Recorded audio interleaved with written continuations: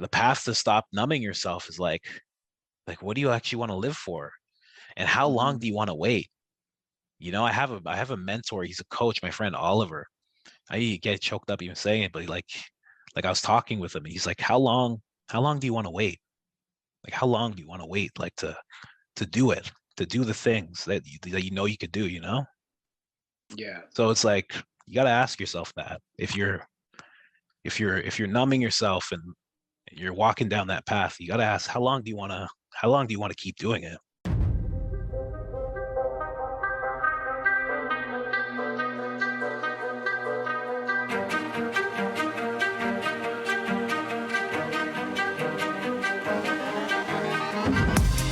are you and why are you here? Are we gonna live life in fear, or are we gonna stand up and make sure we're heard? Are we gonna hide or live life by our word? With integrity we can be all that we can see in our mind's eye until we're finally free. We can become whatever we choose once we know the choice lies within me and you. Now's the time to wake up. No time for playing small. With a painful history and an uncertain future, now is the time to evolve.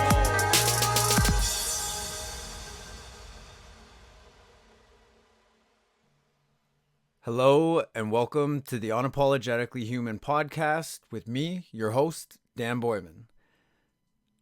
The Unapologetically Human podcast, if you're new here, is a podcast largely about understanding ourselves, each other, and trying to understand in as far as we can, as best as we can, this crazy modern world that we're living in. On this episode, I share a conversation with my open brother, a friend of mine, Colin Cummings. I met Colin several years ago at a event about the intersection of entrepreneurship and mental health that was put on by the instructor of this entrepreneurship program that I took. And we, not too long after that, both participated in a men's group, kind of like a support group for men to talk about the things going on in our life and the challenges that we are going through and can go through as men. And we go all over the place a little bit in this episode, and in editing the conversation, I found myself to be maybe talking a little bit too much, a little bit more than him. And I had some, I tend to go on tangents a lot when I'm explaining things. And I felt like there's a couple spots in this episode where I felt like I was doing that a little bit too much. And I don't even necessarily need to speak to this. It's one of those things that you might not even notice had I not pointed it out in the first place. But I just feel like I want to speak to it as a kind of reminder that, I'm learning, I'm growing through this process of creating this podcast, and I'm just recognizing and speaking out to the areas that I see for myself to improve in. And, so just forgive me in advance if there's a few spots in the podcast where maybe I'm talking a little bit too much, or I'm going on a little bit too many tangents and trying to explain something as my brain tends to go all over the place sometimes. But it was interesting. I actually was listening to a episode of this online summit all about trauma that I purchased a few years ago. And the guest was Dr. Stephen Porges, who's the developer of something called the polyvagal theory. Something really interesting to look him up and look that up if you're interested in learning more about trauma.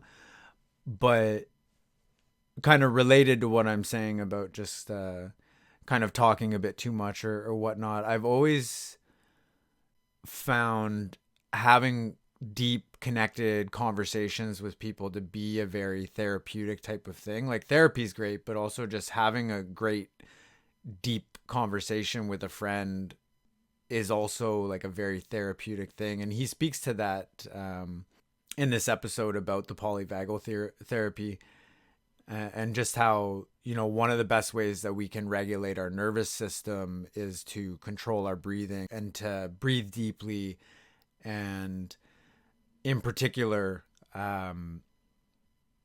exhaling our out breath as slowly as we can helps to regulate our nervous system. And that it's actually when we're having a conversation, we're sort of naturally doing that through the process of talking, and that is probably one of the mechanisms that helps to regulate our nervous system and have some of that therapeutic benefit when you're having like a deep conversation with someone. But that aside, we go into a lot of different stuff in this episode. We talk about the importance of community, navigating identity changes, becoming secure with who you are and being true to yourself, the importance of gratitude and how powerful gratitude can be as the antidote to depression and a shield against anxiety.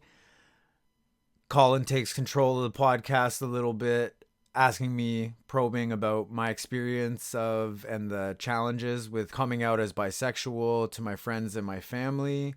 And we talk about how a lot of the challenges that we have in our lives, very common challenges that people have, are relatable to the challenges that I outline about coming out as bisexual, and that these challenges don't have to have anything to do with sexuality at all.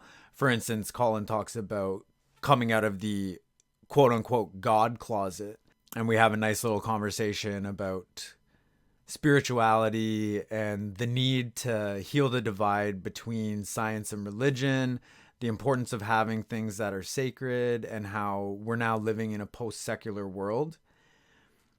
And yeah, love them. Great conversation. Happy to share it with you. Here we go. Hope you enjoy.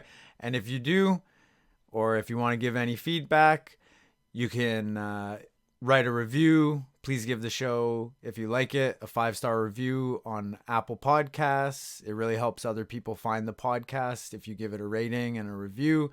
And I'm happy to see you engage and read your feedback. And if you want to connect, reach out. One of the quickest, easiest ways is over Instagram. I've got my handles in the show notes. Or you can email me directly at dan@unapologeticallyhuman.life. I'd really love to hear from you and connect. And with that being said, without further ado, I give you my conversation with my open brother, Colin Cummings. Enjoy. Cool, man. Well, thank you. Thank you for agreeing to have a chat with me. Welcome. Yeah, man. We can just jump right into it pretty much. This is going to be for my podcast. I don't know if you've like checked it out at all. It's Unapologetically Human with Dan Boyven, and it's about a lot of things, but largely just about trying to understand myself and other people and the world that we live in through these crazy modern times that we find ourselves in. And True. yeah, and just I just really love having conversations with interesting people, artists, entrepreneurs, and connecting. So thank you for being here. Man, of course. And yeah, I actually did listen to it like at the very beginning. Like when you first made your podcast, I started tuning in, and I was like, this is really, really cool. Because I love to see people start podcasts myself. It's always been a really, really cool thing to take in and see happen and see the growth and like how it changes and everything. Like, I mean, with you have like 7 inches of new hair. I didn't see all this before. I've got a lot. Yeah. like 14. It's hidden under my hat a little bit right now. It looks wonderful. Thank you. Yeah, no, I love it.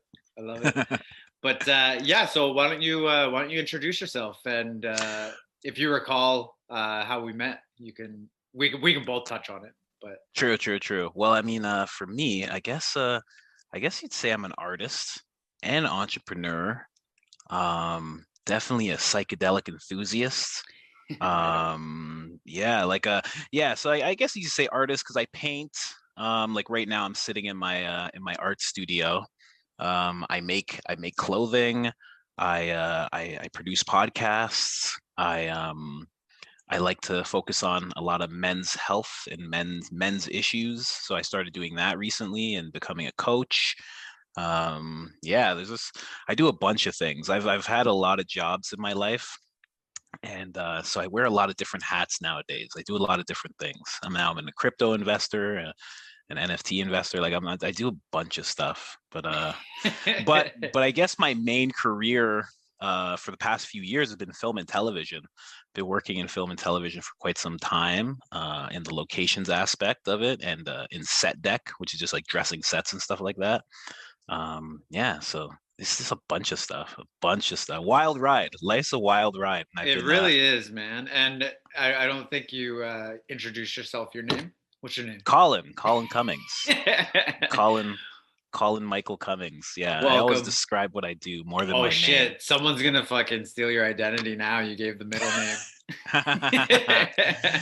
It's all right. It's all right. My grandfather has the same name, so somebody already Oh, took it. nice. You're like, I got it from someone else already. Yeah, exactly. Cool, man. Cool. Well, yeah, that's so interesting because I was thinking earlier, well, a couple things. Like one, as I often do, like I've pretty much the guests that I have had on my podcast, they've been friends. They've been people that I know through various avenues and that I've come across in life, and just interesting people. And I'm like, we'd have a fucking great conversation, which is the one of the main reasons I started my podcast in the first place, right? And just like interesting world that we find ourselves in now with social media and stuff. Because I can touch on how we met. I don't even actually. Oh, I'm trying to think who it was through. If it was. It was Mike I don't, Brick Oh yeah, Burkick, or Burkick. however you pronounce it. I How do think you you got know? it. You got it. Yeah, how do you know him? It was so long ago. I think. Oh yeah, this is it. I came with my friend Mike, one of my really good friends, Mike. He knew Mike, right? And they connected, I think, on some excursion or something like that. And then he was like, I'm going to this thing and it's gonna be pretty cool. And I was like, let's go. We were both living downtown at the time, so it was like Mm. an easy thing to just go and do because we were living at like Davenport and Christie at the time in Toronto. And yeah, we just came in and opened ourselves up to the whole experience that he had going on, and it was really cool experience. Yeah, I remember now as well. It was the mental health and entrepreneurship event that he put on at CSI. And so Yeah, he had like, four or five speakers who, have reached or attained relative amount of success in the entrepreneurial field that they have created for themselves. And it's like entrepreneurship. I have some of my own experiences with entrepreneurship and being a manager at different businesses and stuff as well, just like you. A lot of careers, a lot of different hats, a lot of different yeah, artistic creative avenues that I've been exploring and honing over the years. And yeah, just a really interesting event talking about, there's like an idea in entrepreneurship, like the trough of sorrow, that a lot of entrepreneurs are really on that solo hero's journey on their own to create the things they're creating, and they've really got no one to rely upon but themselves in a lot of ways. And that they actually experience things like depression, anxiety at a higher level than the general population because of the amount of risks that they undertake and stress that they can undertake, especially when it's like, I've had friends that I used to work for a general contracting renovation business, and it's like, you got like a however many tens of thousands of dollars payroll to make every 2 weeks, and like you have no option but to make that payroll and pay your employees whether you're getting paid or not, and just having to figure it out, right? Yeah.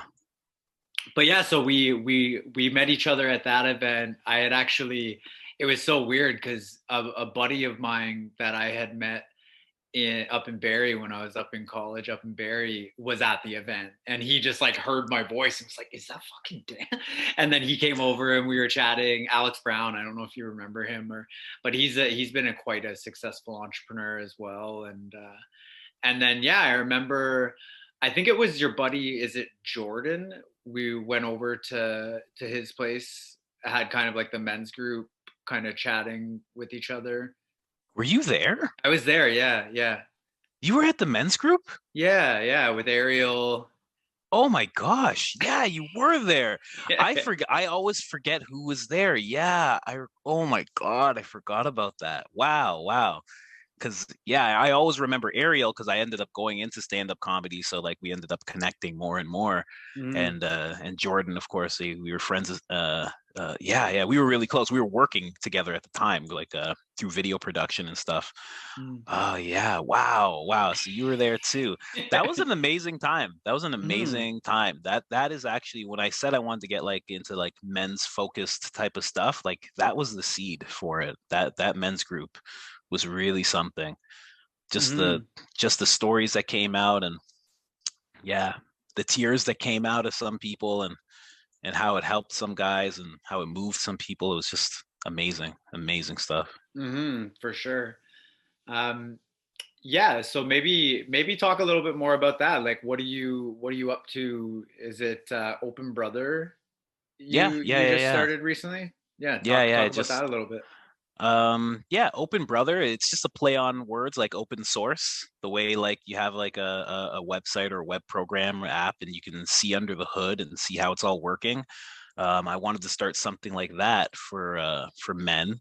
So I'm the open brother, and I kind of just expose myself emotionally, Mm, and just like my inner workings and what's going on, how I'm getting through things, and how I've gotten through certain things, and hopefully it just helps some guys out there because it's like so many of us don't have any guidance. So many of us like even the ones with father figures still come out as an adult man and still don't have the proper guidance in things, don't have the proper community, don't have the nurturing like in a friends group kind of thing.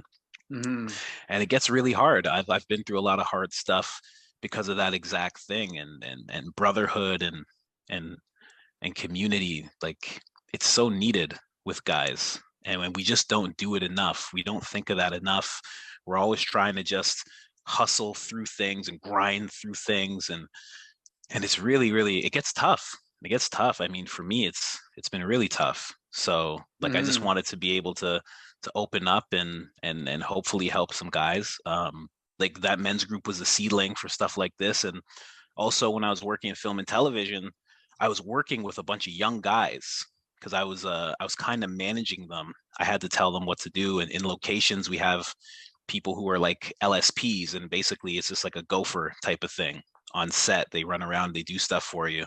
yeah. And I kept talking to them about because they were young. So I was talking to them about integrity and working for themselves eventually. Because I'm like, you guys can do it. Like I Mm. remember telling one guy, Eli, he's like a 17-year-old. He's like, I don't know what to do with my life. And I'm like, man, I'm like, if you buckle down right now, by the time you're 29, 30, you could be an astronaut. Like you can do anything right now. Like Yeah, if you yeah. just decided that you're going to do it, you could do it. And a couple of the guys ended up messaging me recently. One of them, the guy Eli, young He's like, guy, I'm an astronaut, bro. he was like, I want to be an actor, and I'm like, you can do that. And then all of a sudden, he's like sending me pictures of him on set, like doing the acting thing. And then, uh, Amazing. and then another one, I was talking to him about crypto, and I'm like, because he messaged me, he had some questions, and I was like, what are you doing with yourself now? Because he wanted to get into film and television as well. Mm, And I'm like, did you take that route? And he's like, no. He's like, I actually remembered what you told me. He's like, it kind of stuck with me. He's like, and I started my own business. mm. He's like, and it's been going really well. And I was like, completely choked up when he told me that. Like I was lucky that we were just on Instagram messaging because yeah, Yeah. I got teary eyed just hearing that, and yeah, it just shows like if you just open up a little bit, if you're just vulnerable a little bit of with what you know and what you've experienced, it can actually have such amazing ripple effects.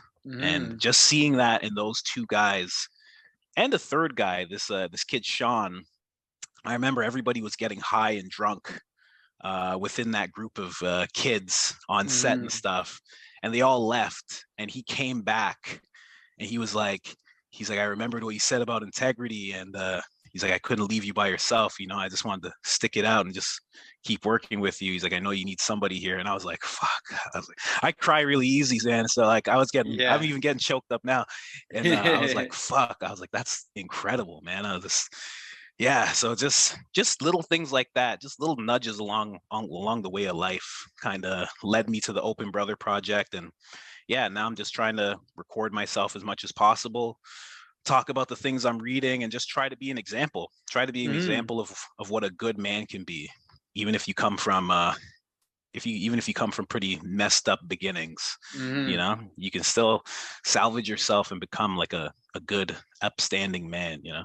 Yeah, for sure. Well, and that's why I was saying, it's this funny world we find ourselves in where it's like that was a few years ago now, like probably a year or two even before the pandemic, and time Mm, just flies so much, and we find ourselves in this world where like, we that is how we find ourselves connecting with people a lot of the time, especially because life is busy and work and relationships and chores and just spending some time relaxing and then working on any projects or hobbies or it's like it's really can be hard to find time or to really make the time for your friendships and for relationships with people and stuff like that. And yeah, we exactly. find ourselves connecting on Instagram, and it's like like you were saying, and it's really relatable for me and some of the sharing I've done with my podcasts and my account on Instagram, Unapologetically Human. When I first started it, I was doing a lot of like really vulnerable writing and sharing about some of the pain and the challenges that I've been challenged with. And yeah, it's just like it's interesting because you creating what you're creating, you're one of the streams of sort of consciousness and of creation that I'm tapped into. And you know True. we the algorithms feed us, the more we look at someone's stuff, the more they start showing up on our algorithms. But you're like Of course. you're one of those people that I really relate with the things that you share, and really appreciate that you do it. Because yeah, like you're saying, like you don't know just how much what we do and what we say affect other people and how much they need to hear it. And it's like, I know you're a fan of Jordan Peterson, right?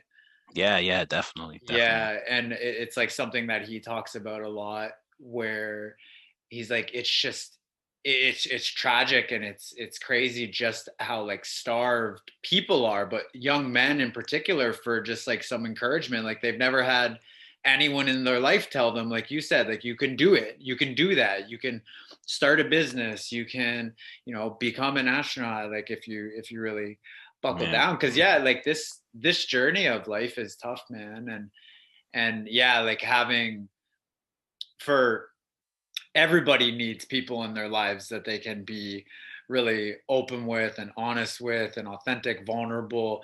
But yeah, especially men, because of the upbringing, so many of us, it's like, how old are you? me, I just turned 36 yesterday. Oh yeah, yesterday. Happy birthday, Thank man. you, thank you, thank you. So sweet. Yeah, like I'm turning 36 in October. And Oh wow. yeah, I know I look like a little baby. Yeah, man. Yeah. It's true. I still got that baby face.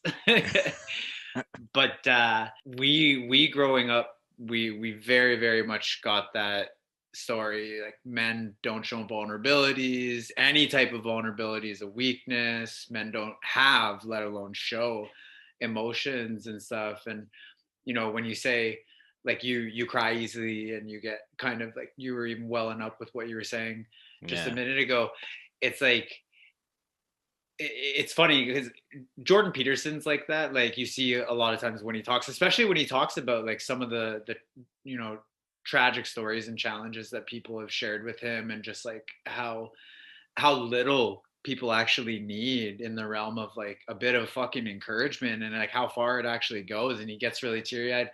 And I heard a criticism of him recently that how easily he gets teary-eyed may actually be a function of his emotional instability, which he honestly talks about, his own neuroticism and temperament Yeah.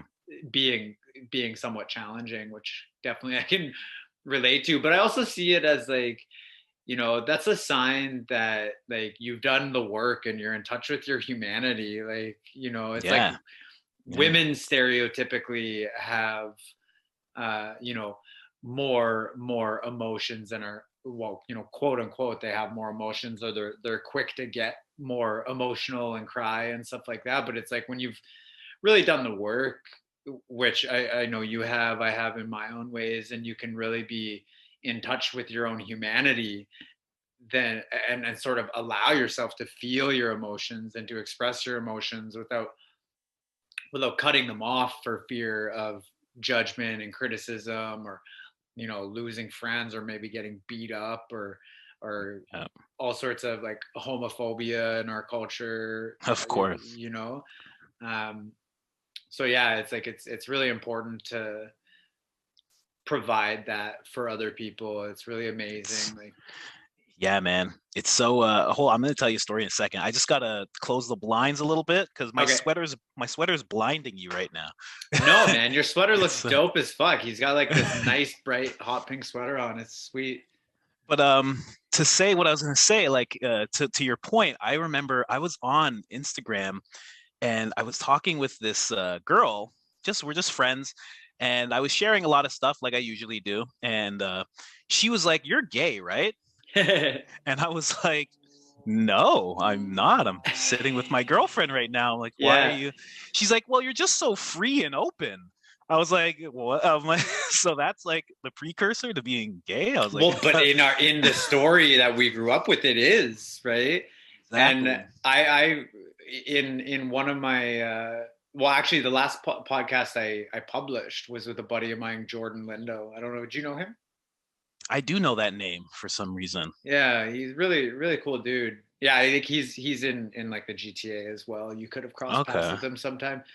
But yeah, like I had kind of near the end of our podcast had mentioned to him that I recently came out as bisexual, and Hmm. it's something I talk about often, that like the stories that we grew up with about what it means to be a man and to be strong and stoic, and but like we can talk, even I know you're into stoicism, right? Like we can talk a bit about stoicism at some point, but there's a distinction between stoicism as sort of like a methodology of different ways of sort of thinking and questioning yourself and living your life and being really in touch with yourself, versus the way that's like capital S stoicism. Like it's like it's a Yes. philosophy, Yes. it's a Yes. life philosophy. But the stoicism, small s stoicism that we grew up with, was like men hold all their feelings in and deal with everything themselves, and that's what puts a lot of men in a fucking early grave. Yeah, man. And yeah, I just frequently say it's like, whether you're gay or straight or bi or trans or whatever the fuck, non-binary, anything like that, it's like the idea that, well, like we had such limitations from what I remember, culturally. And it's like it's interesting, like where do we learn this stuff really? Because I remember, as far back as I can remember as a young boy, that we were teaching these ideas to each other, and we were policing each other with these ideas of what it means Yeah. to be a boy or a girl or a man. And like these ideas that like boys don't like pink or purple because they're girl colors, and boys don't like skipping because that's a girl's activity, and like boys don't like flowers.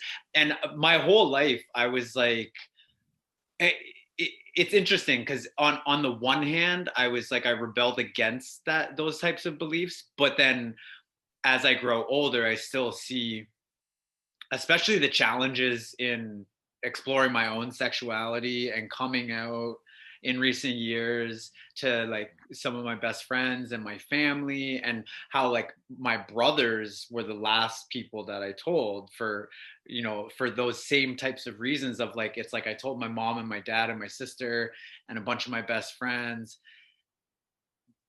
but I was like more afraid to tell my brothers, kind of thing, right? So it's like, despite rebelling against some of these ideas, I also can recognize how deeply affected I am by it. And it's like, it's hard to even like comprehend or begin to have a grasp on how we're affected by these ideas until you like really do the work and see how much it's just all piled on. Cause I was like, what do you mean boys don't like pink and purple, man? Like they're great colors. Like pink's Yeah, man. bright, it's awesome. Donatello was my favorite Ninja Turtle. I always loved purple. Like my favorite color was blue, but I even questioned, like, I'm like, I think my favorite color might have been purple if I wouldn't have been gay bashed for it and made to feel fucking so threatened about it. And I was also like, you know, I like skipping, like fuck you. Like and like boys don't like flowers. That's the thing. Actually, this is I did a bit of stand up myself, and this is something that I actually would like to maybe like make a little 5 minute bid on and go do like an open mic. I haven't done an open mic in the last few years because the last one I did was extremely nerve wracking for whatever reason. But yeah, just this idea that it's like boys don't like flowers. Okay, first of all, like we know that when we're like disconnected from nature, we are like not well.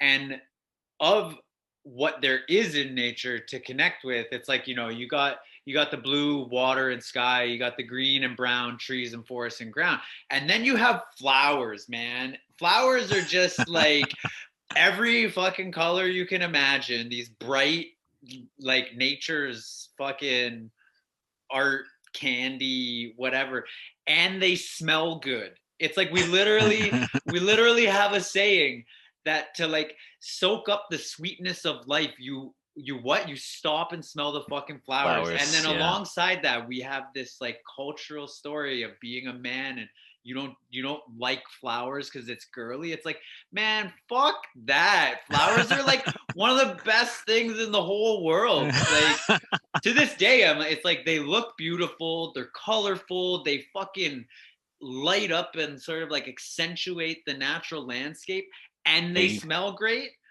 Like, they're come the on. thing, they're the thing that make they're the thing that make the forest beautiful, right? Like if you're in One a of meadow them, or yeah. something, it's like one of those things that stands out the most, almost like pink, It, red, yellow, yeah, whites, like everything. everything, Like everything. I don't know.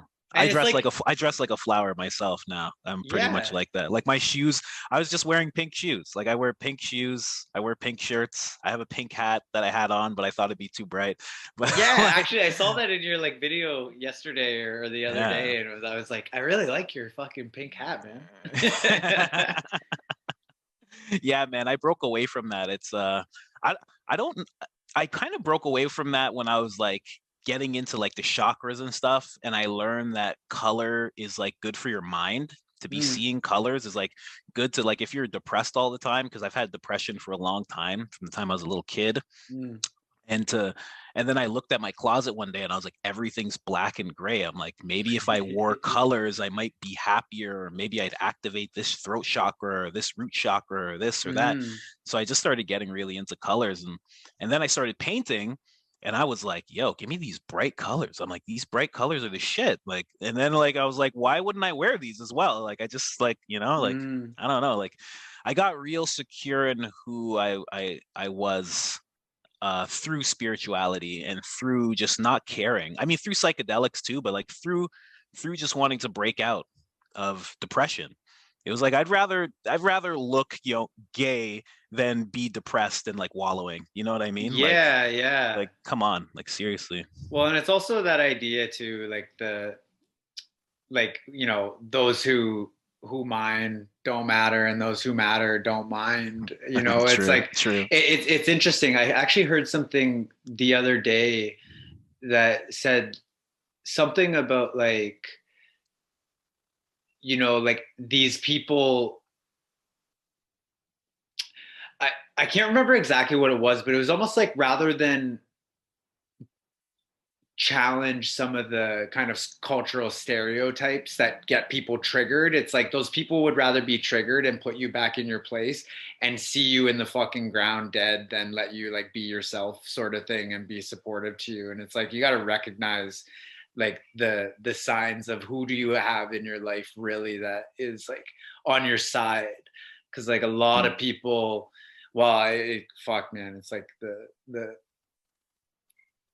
society in many ways is collapsing around us with obviously like the pandemic, we got the Yeah. wars, we got, you know, Yep. these culture wars between the left and the right, extremes on both sides. And it's just like, you know, I actually just wrote my fiance and I, we have like a little book that we've made where we do reflections at the end of the year. And I usually, as I do with so many things, I sort of put shit off and put shit off. And a lot of times it's actually because I really want to give it the time that it deserves to kind of like do it in like one go. And I know it's going to take a couple or a few hours. So I sort of don't make the time, but I actually just finally made the time earlier today to write my reflections for last year, you know, and was just writing how it seems like, you know, a lot of veils are being removed from the eyes of humanity right now to see the true chaotic reality of the world that we live in, rather than the, Yep. you know, bubblegum corporate fake reality entertainment that we've had, you know, layered over top of us for the last few decades. And even Yeah. I was listening to a monk dialogue. um, the University of Toronto, one of their departments is called the Monk School of Global Affairs, and Okay. they had Jordan Peterson on a few years ago, and they have like really really big people on for these like monk debates. And they're one of my favorite uh, sources of information, expert like conversations with experts. And something that they kind of like their byline is that it's all about having like civil and substantive discourse and conversations and debates and dialogues about the big issues and ideas that are going on in our world. And Cool.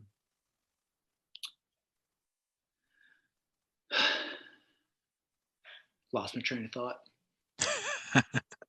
Happens sometimes. Sometimes just fucking go on such a wave, man. But yeah, it's just like these veils are being kind of like lifted, and we're just seeing how chaotic things truly are. Oh, that's what his his guest every Friday for a half hour podcast is this woman, Janice Gross Stein, and she's the founding director of the Monk School of Global Affairs. So she's like Okay. a world renowned author and political commentator and stuff like that. And That's really cool. I didn't know that podcast existed.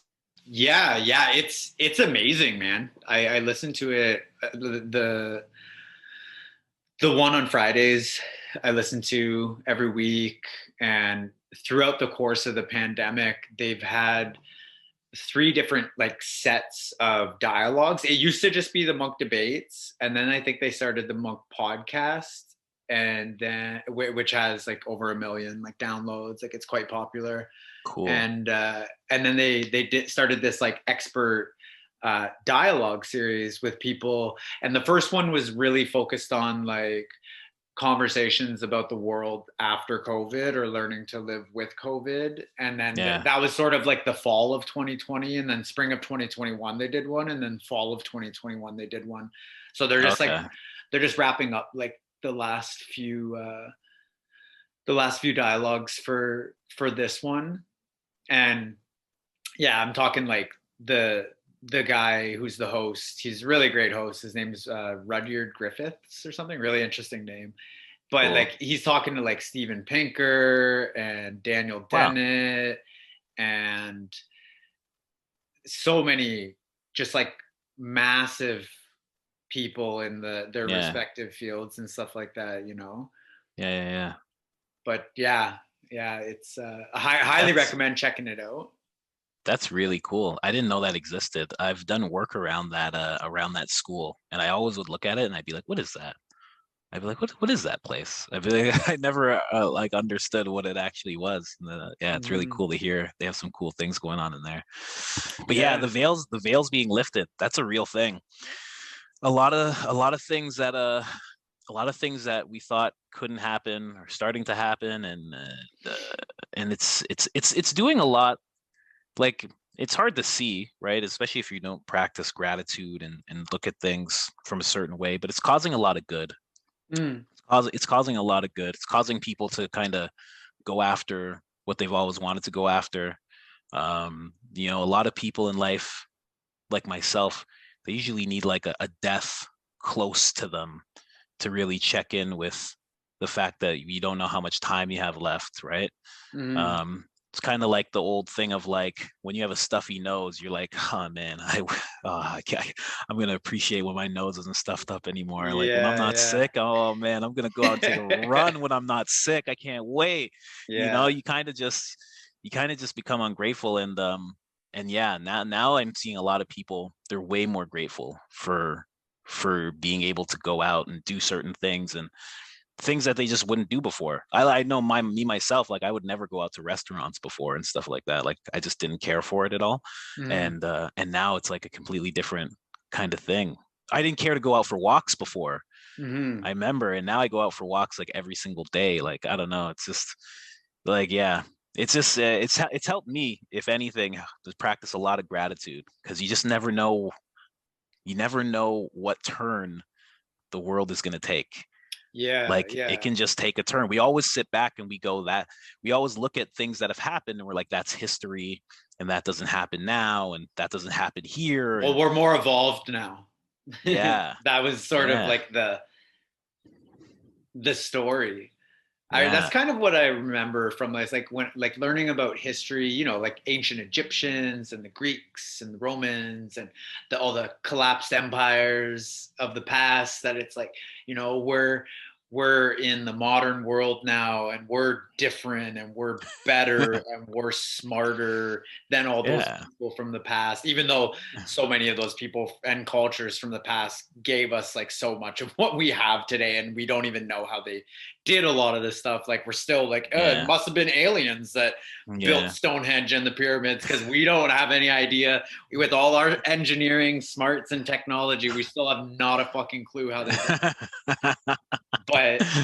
But also like one of the last talks on the like the Friday members only podcast with Janice Gross Stein, they were talking about how this like past 30 years, and it's interesting because we're both in our mid 30s, and so this is really the time frame of our life, that since around 1991 and the collapse of the Soviet Union and the end of the Cold War, this has actually been kind of like the most unprecedented peaceful time in the history of the world. It's like, we see Yeah. this war break out in Europe, and it's like, well, before the last 30 years, like that was the norm for the last several hundred years. And we just get used to things being different. And, it's like the, uh, the cooperation and peace that we've enjoyed and Yeah.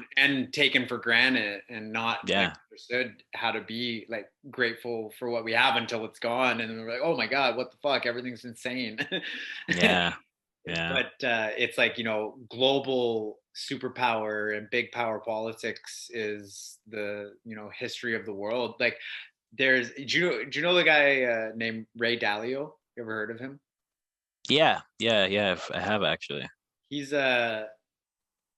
I've seen him in the realm of sort of like not necessarily help like self-help, but kind of like business success motivation and stuff. And I listened to a video, like it was like a 45-minute video a couple weeks ago now, giving an outline of, I don't know if it's his newest book, but I can't remember the name of it. I'll have to look for it. But he talks about he's a trader basically, and he talks about how when he was younger and was kind of newer to trading, there were certain things that happened where there was like these big global kind of things happening, and it made him think, well, the market's going to go this way on this, but then counterintuitively it went the opposite way. So he kind of was like, okay, Yeah. so what I thought was going to happen didn't happen. And so all these people that did the opposite thing, like, what did they know that I didn't? And he started really looking into the sort of like, I guess, like market dynamics of geopolitical things that are going on and how they have kind of like panned out throughout history through like the rise and fall of empires. And so he Yeah. paints in 45 minutes, he paints this like really like interesting detailed picture of the like history of the rise and fall of the last like 4 or 5 empires, basically like the Dutch, the English, China, America, like the Spanish. And it is just like fascinating because it's like the you know the things that we're seeing now have always been the case, the Yeah. wars, the pandemics, whatever it might be. And it's like, I guess like we could take some.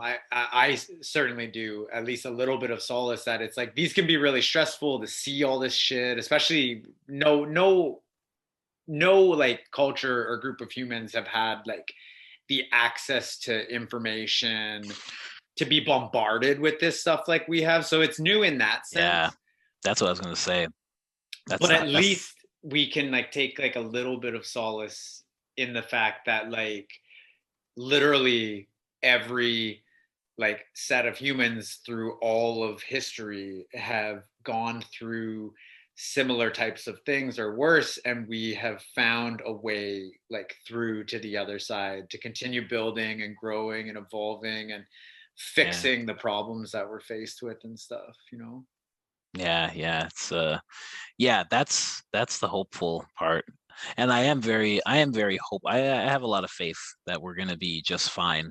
And I just keep plugging away at life because I mean, got no choice really. I mean, I can't stop living. I know some people who they've stopped living completely. They've Mm-hmm. like just stopped and I just couldn't do it. Yeah, yeah. But actually to switch gears, for you, like going back to what you said about coming out as bisexual, what was that like? Has it been was it like that your whole life that you were like that? Or like how did you like were you always like that and then like you came out recently or how did all that come about? So I my last podcast that I published, my buddy asked me about this and how does that work with my fiance and I, and it kind of was at the end of us like having like recorded for like 2 hours. So it was kind of like I'll talk about this in a future one, and I actually have a kind of like a double episode with another friend that I'm editing right now. That I did talk with her about it. I don't totally recall exactly what I said. So I'm just kind of Okay. giving a preamble. Apologies to anyone who's a regular listener if I'm repeating myself here.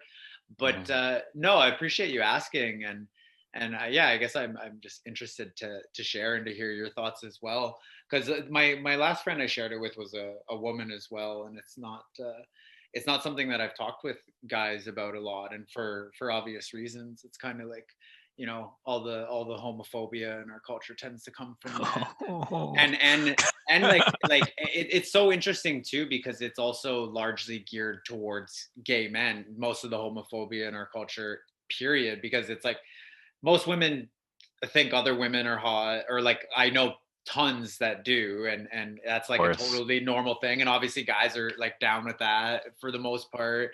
And but True. it's like you have all these guys that are like super homophobic against gay gay men but not women, and then even women who they're not as homophobic or certainly not as vicious or aggressive or violent or threatening of violence, but they're still not into it. It's like it's just like the taboo is very on the side towards men. And so yeah, it's been a journey, man. It's been tough. It's been a rough, challenging like last few years because it is recent. It's new. It's like it was so like repressed in me because of the cultural like uh norms and ideas and the shame around this type of thing, that it really wasn't even in my consciousness. Like it wasn't something that I was like present to, that I was like really like consciously aware that I was like hiding, or that I was like, quote unquote in the closet. It Mm. was like I remember from the time I was like 5 in kindergarten, I was attracted to girls. I asked a girl to marry me when we grow up when we were in kindergarten, and I remember my first few crushes on girls when I was a kid. And it was interesting because in retrospect, hindsight's 2020. So as I really started to open up this conversation with myself, essentially what I consider to be two very different parts of myself. It's like it's bisexual. It's like you're neither straight nor gay, but then also you're both. It's like Yeah. whatever way you want to say it, right? So it's like internally, my experience of myself is that like we all have very very uh, distinctive different aspects of ourselves. Like we all, whether we're trying to lose weight or eat healthy or whatever, we've all had that experience where it's like one, part of yourself is like, yo, let's go like get a slice of pizza or a burger or eat that cookie. And then Mm. another part of yourself is like, no. And it's like you have like, you have the more ancient, like it's interesting where these different parts of us may be coming from, because it's obviously complex, but it's almost like, we have our prefrontal cortex that tends to be the more adult, rational, responsible side, that's like, do these things to reach your goals and create the life you want and the person you want to be. But then we have these more animalistic, childish, immature, unable to regulate our emotions, kind of like more brainstem area, where a lot of like the other stuff comes from, where like, maybe lack of impulse control and a lot of addictive types of behaviors. That's one way that I think about it. And that actually was sort of a big part of the framework of this one program I did a couple years ago called Road to Hope. But yeah, so it's kind of like I had have you ever heard of Landmark? I have heard of Landmark actually. So I did Landmark, which is like a personal professional growth program. I did 4 different programs of theirs from like summer of 2018 to summer of 2019 ish. And I had this experience in the first like course that I did with them, where we did this fear exercise, and it just like it became really really in my consciousness, like in a way that was like a shift that I couldn't ignore anymore. That Mm. I had a gay part of myself that was screaming to be heard and not repressed, and my straight side sort of was the side of me doing the repressing. And Mm. that also is just a way for me to explain it. But I just realized like, okay, I got some fucking being with myself and conversing with these very different parts of myself, and some listening to do to the part of myself that's kind of yelling out and calling out, crying out to be heard, basically. Yeah. And that was like, end of 2018, mid to end of 2018. And so I really like I dove in. And it took a lot of it really to, regardless of what it might be in our lives, whether it's like, exploring the depths of who you are and your identity, or trying to like, create art and be who you are. That's really challenging for people, especially like the example I tend to think about is like Asian parents who are really strict academically on their kids to like do great at math, become a doctor or a lawyer, practice your fucking piano every day, and like, Yeah. Yeah. like that type of stuff. But there's like how many kids that are like, well, I don't want to be those things. I don't want to live my life for you. I don't want to live my life how your culture says that I should, or taught you that you have to be. Like, I want to be an artist. I want to be a musician. I want to do something and be my own person. And that takes courage. And I just recognized that I had to kind of have some courage to go down this path and explore for myself what this what was going on with me. And I've struggled with depression and anxiety my whole life too. And I was like, this is part of it, you know, like this is obviously to me like part of it. And it's at a point in which I cannot ignore this anymore.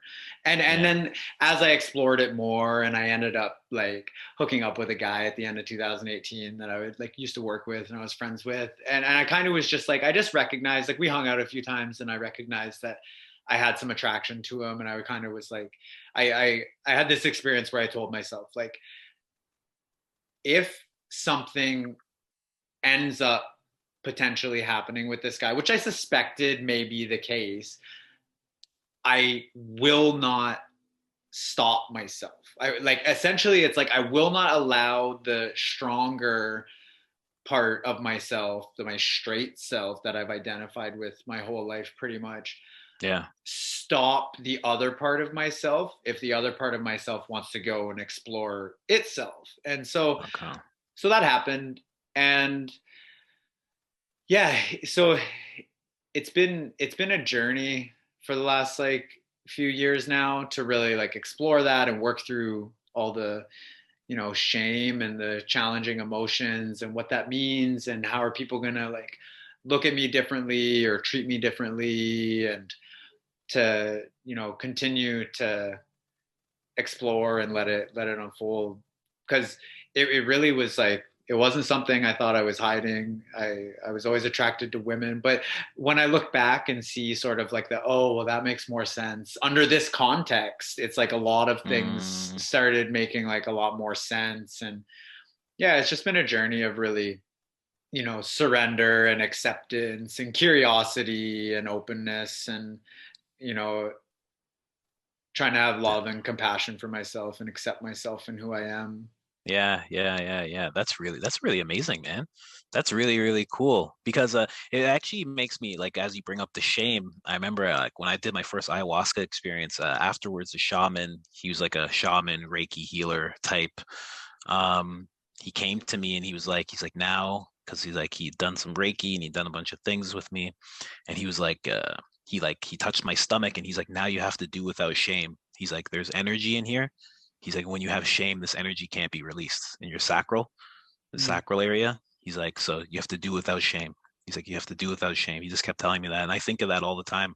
So it's funny that you bring that up because like it brightened you up because I could see you from like now that you're saying like when you came out, I could see you from before you came out and then as, and it was funny because I remember seeing a few pictures of you and I was like, I think that guy's bisexual. And I didn't actually know. I didn't actually know, but like when you open up who you are, it kind of brightens you and like I don't know, it's very good because in the last few years when I've seen your face, I see like a lot of brightness from it. Mm. Whereas before you came out, I could see a more conservative, a more, I don't want to say tightly wound, but like something that was like in more, something that was like closed off more. Hmm.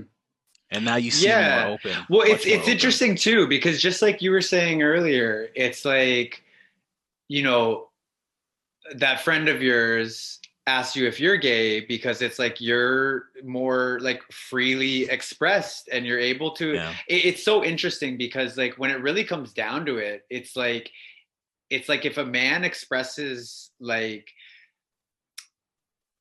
I definitely the thing I'm thinking of is joy, but also almost like having your defenses down. That's kind of what it Yes. is, right? Like it's like if there's some clarity of seeing that like you are not holed up inside yourself defending yourself Yes. Yes. from all of the judgments and insults and stuff that may come your way, that it's like even just being able to like freely express yourself and be in touch with your feminine side or your emotions, which every single human has, you know, that if you express joy more openly, it's like you gay, like, and you know it's just it's so silly because yeah, it's like I there's a couple things that I remember. It's funny you said like about pictures because there was like this girl that I used to work with at this call center one time, I had like this one picture as my profile picture on Facebook where like I was like at a friend's cottage. I was probably like a bit wasted, but I just had this like smile on my face, and it was sort of like this just like exuberant, like joyful smile. And she put this comment on it, sort of like, I don't know how I like feel about like this picture, man. Like there's just like something about it. She was like such a fucking hippie too. It's so funny. But she's like, there's just like That's something funny. about it, man. Like I'm just like, and I remember like that as much as I felt like I didn't know that this like I had this part of myself or questions about it, it was like I remember that picture being like a little interaction with someone in a window into like, oh, I look like gay because of this fucking picture. Or like this one other picture, I'm with like 4 or 5 of my like best guy friends.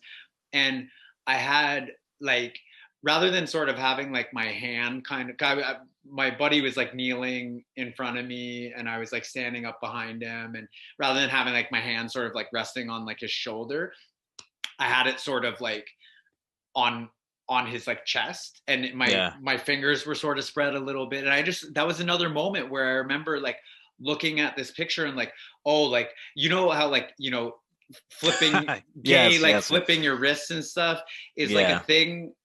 It's like I remember having that thought and that fear of like, oh, like my hand looks like gay in this picture, I don't like this picture stuff. So it's like, it's just so silly. And there's all these like little, it's almost like, you know, that you hear more in our culture recently of kind of like microaggressions and stuff, that it's almost like these like little, like there's so much policing of masculinity by guys throughout our Yeah. childhood, and it obviously increases through like adolescence and stuff, and so much fear around how we express ourselves and how we project ourselves, that like so many little like micro things might be construed by someone else as being gay, and Yeah. that might like threaten us in some way. And for me, like I was a runt when I was a kid, man. Like it's like you said, like I look young still. It's like I looked young when I was like, I was the smallest boy in my class throughout like all of elementary and middle and high school, except for a couple years there was somebody like around my size or smaller than me. So I was like a Yeah. fucking runt, and I always looked fucking 5, 10 years younger than I am. Yeah. Yeah. And so and I had an older brother that I I couldn't fight. I couldn't fight him. He was a year and a half older than me. So I like learned from a really young age, like I can't use violence. I can't use physicality in order to solve any problems. But that like I've realized in more recent years that I am still like working through some challenges with that in the realm of like, well, especially as we see society becoming more chaotic and dangerous and violence Yeah. breaking out more, this deeply felt sense of like, well, I've never been a fighter. I don't really like, I've never done any like martial arts really, other than like a little bit of boxing and taekwondo and Yeah. tiny bit of jujitsu. But Yeah. like this feeling that like, well, I don't know how to like protect myself and like my loved ones if I had to in a physical sense, you know. Yeah. But so many of the policing of our, how we express ourselves as men and our masculinity is in the realm of like safety in a social sense from criticism and judgment and stuff. So it's yeah, it's deep stuff. Like there's so many different aspects to it. So like, then that's true. That's true. And yeah, I thought of that myself as well. I mean, the whole defending someone if I had to. Like I sit naturally at like 220, so I'm like a big guy. I'm 6 foot and everything. But I was like, can I actually, like, if somebody knew how to fight a little bit, like, could I actually do anything to defend like somebody I loved? And then Mm-hmm. I got into Muay Thai because one of my brothers, he's actually a Muay Thai trainer. So I got into that and I started messing around with that, and it does feel very empowering. It's funny, the same way learning how to fight felt was just as empowering as learning how to use my emotions. Mm. Like I felt like the same type of power, because it's like a new tool, you have this new tool and you're like, I can Yeah. use this in certain situations, and I can handle myself in a myriad of new situations that may arise or may not. Hmm. um but to you, um like it was a whole journey for you, but like coming out to your family, and I only ask this because like in the Open Brother I project. just want to pause for 1 sec because I just want to just acknowledge that I'm like, you have a podcast as well. And I'm like, shit, I'm on your podcast now. Shit. I'm like, you're interviewing me. Well, I only asked because I remember at one point I was doing a men's focus podcast with Jordan. Actually, it was called Yeah, The yeah. Hardy Gentleman, and we did a bunch of episodes. And like all of a sudden, I clicked in and I was like, oh, we haven't interviewed a gay person. Like we haven't interviewed a gay man, Mm. and that experience is so valuable to guys who are coming up, guys who are young. Maybe they're even our age and they haven't came out and they've had all these feelings, and like so like again, like you're a man, and that experience is so unique. Like what was it like coming out to family and friends and everything? Like what did that feel like having to walk up with that conversation knowing that was in your heart?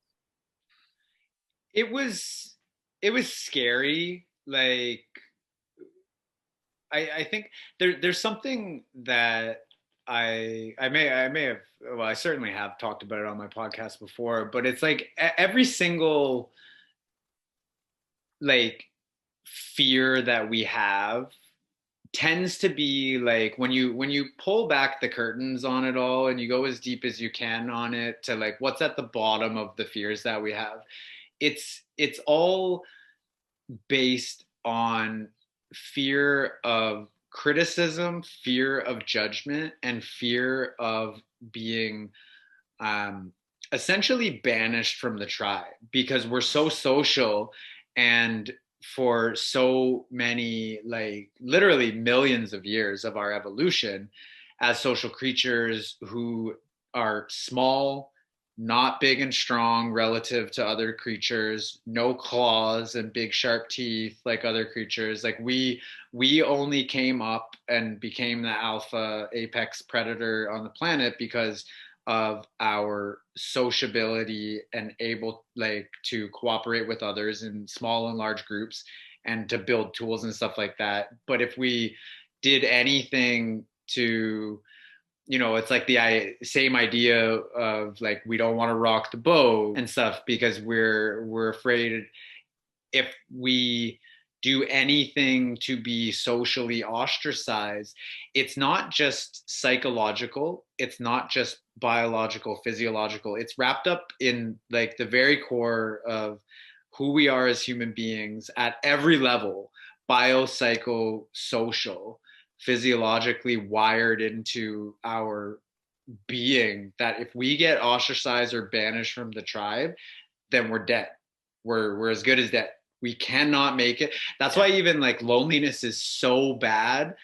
It's like a public health epidemic, even like certain like medical professionals talk about in today's age, and so prevalent after the pandemic. But it's like we not only instinctively feel unsafe when we're alone, but we like our body literally produces more stress hormones because it's trying to get us to go and find other people so that we're safer, because we're safer in big numbers. And if we it's funny because like if a predator comes, then we either have more of us to fight or hopefully someone slower than you.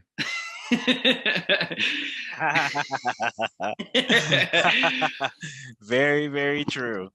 Right, so yeah, so coming out was scary. And it's interesting because it's like, obviously you can see, you can tell, you can hear in the way that I'm talking about it now that clearly I've done, whatever it might be, some amount of work that I've done to get to the point that I'm at, to speak openly and fairly comfortably about it. It doesn't Yeah. mean that there aren't still some fears.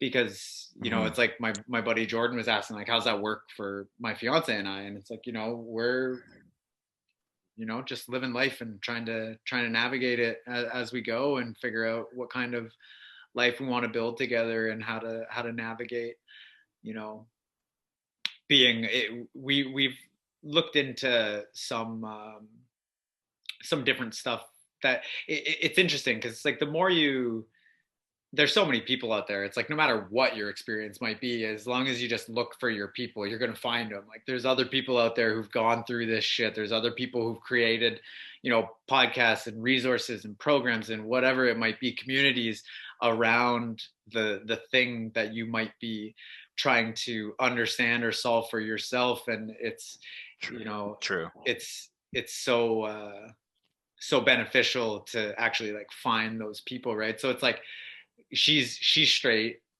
she's curious, and she's a very open person, open to experience. So she's curious, or not like a totally hard shutdown about possibly exploring different things. And we've come to kind of learn that it's called like being in like a mixed orientation, sexual orientation relationship, Mm. where one partner's straight and one partner's bi, kind of thing.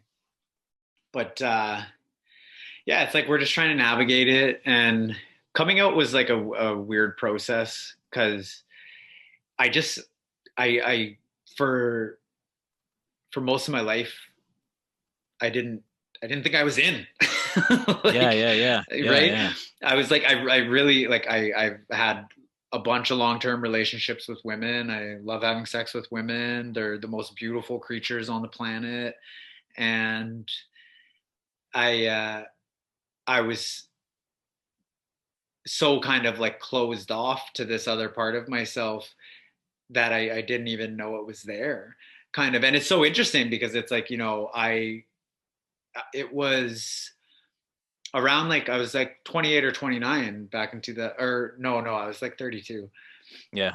when I started exploring this. And it's like, for this to like come out for me in a way that felt like almost like blindsided, in a way, to some degree, felt like, fuck, that's a hard identity change to fucking contend with, as I'm Yeah. in my mid 30s. But I just think about, like, yeah, there's so many people, whether they're younger or older, who are trying to navigate themselves in the world and within themselves, that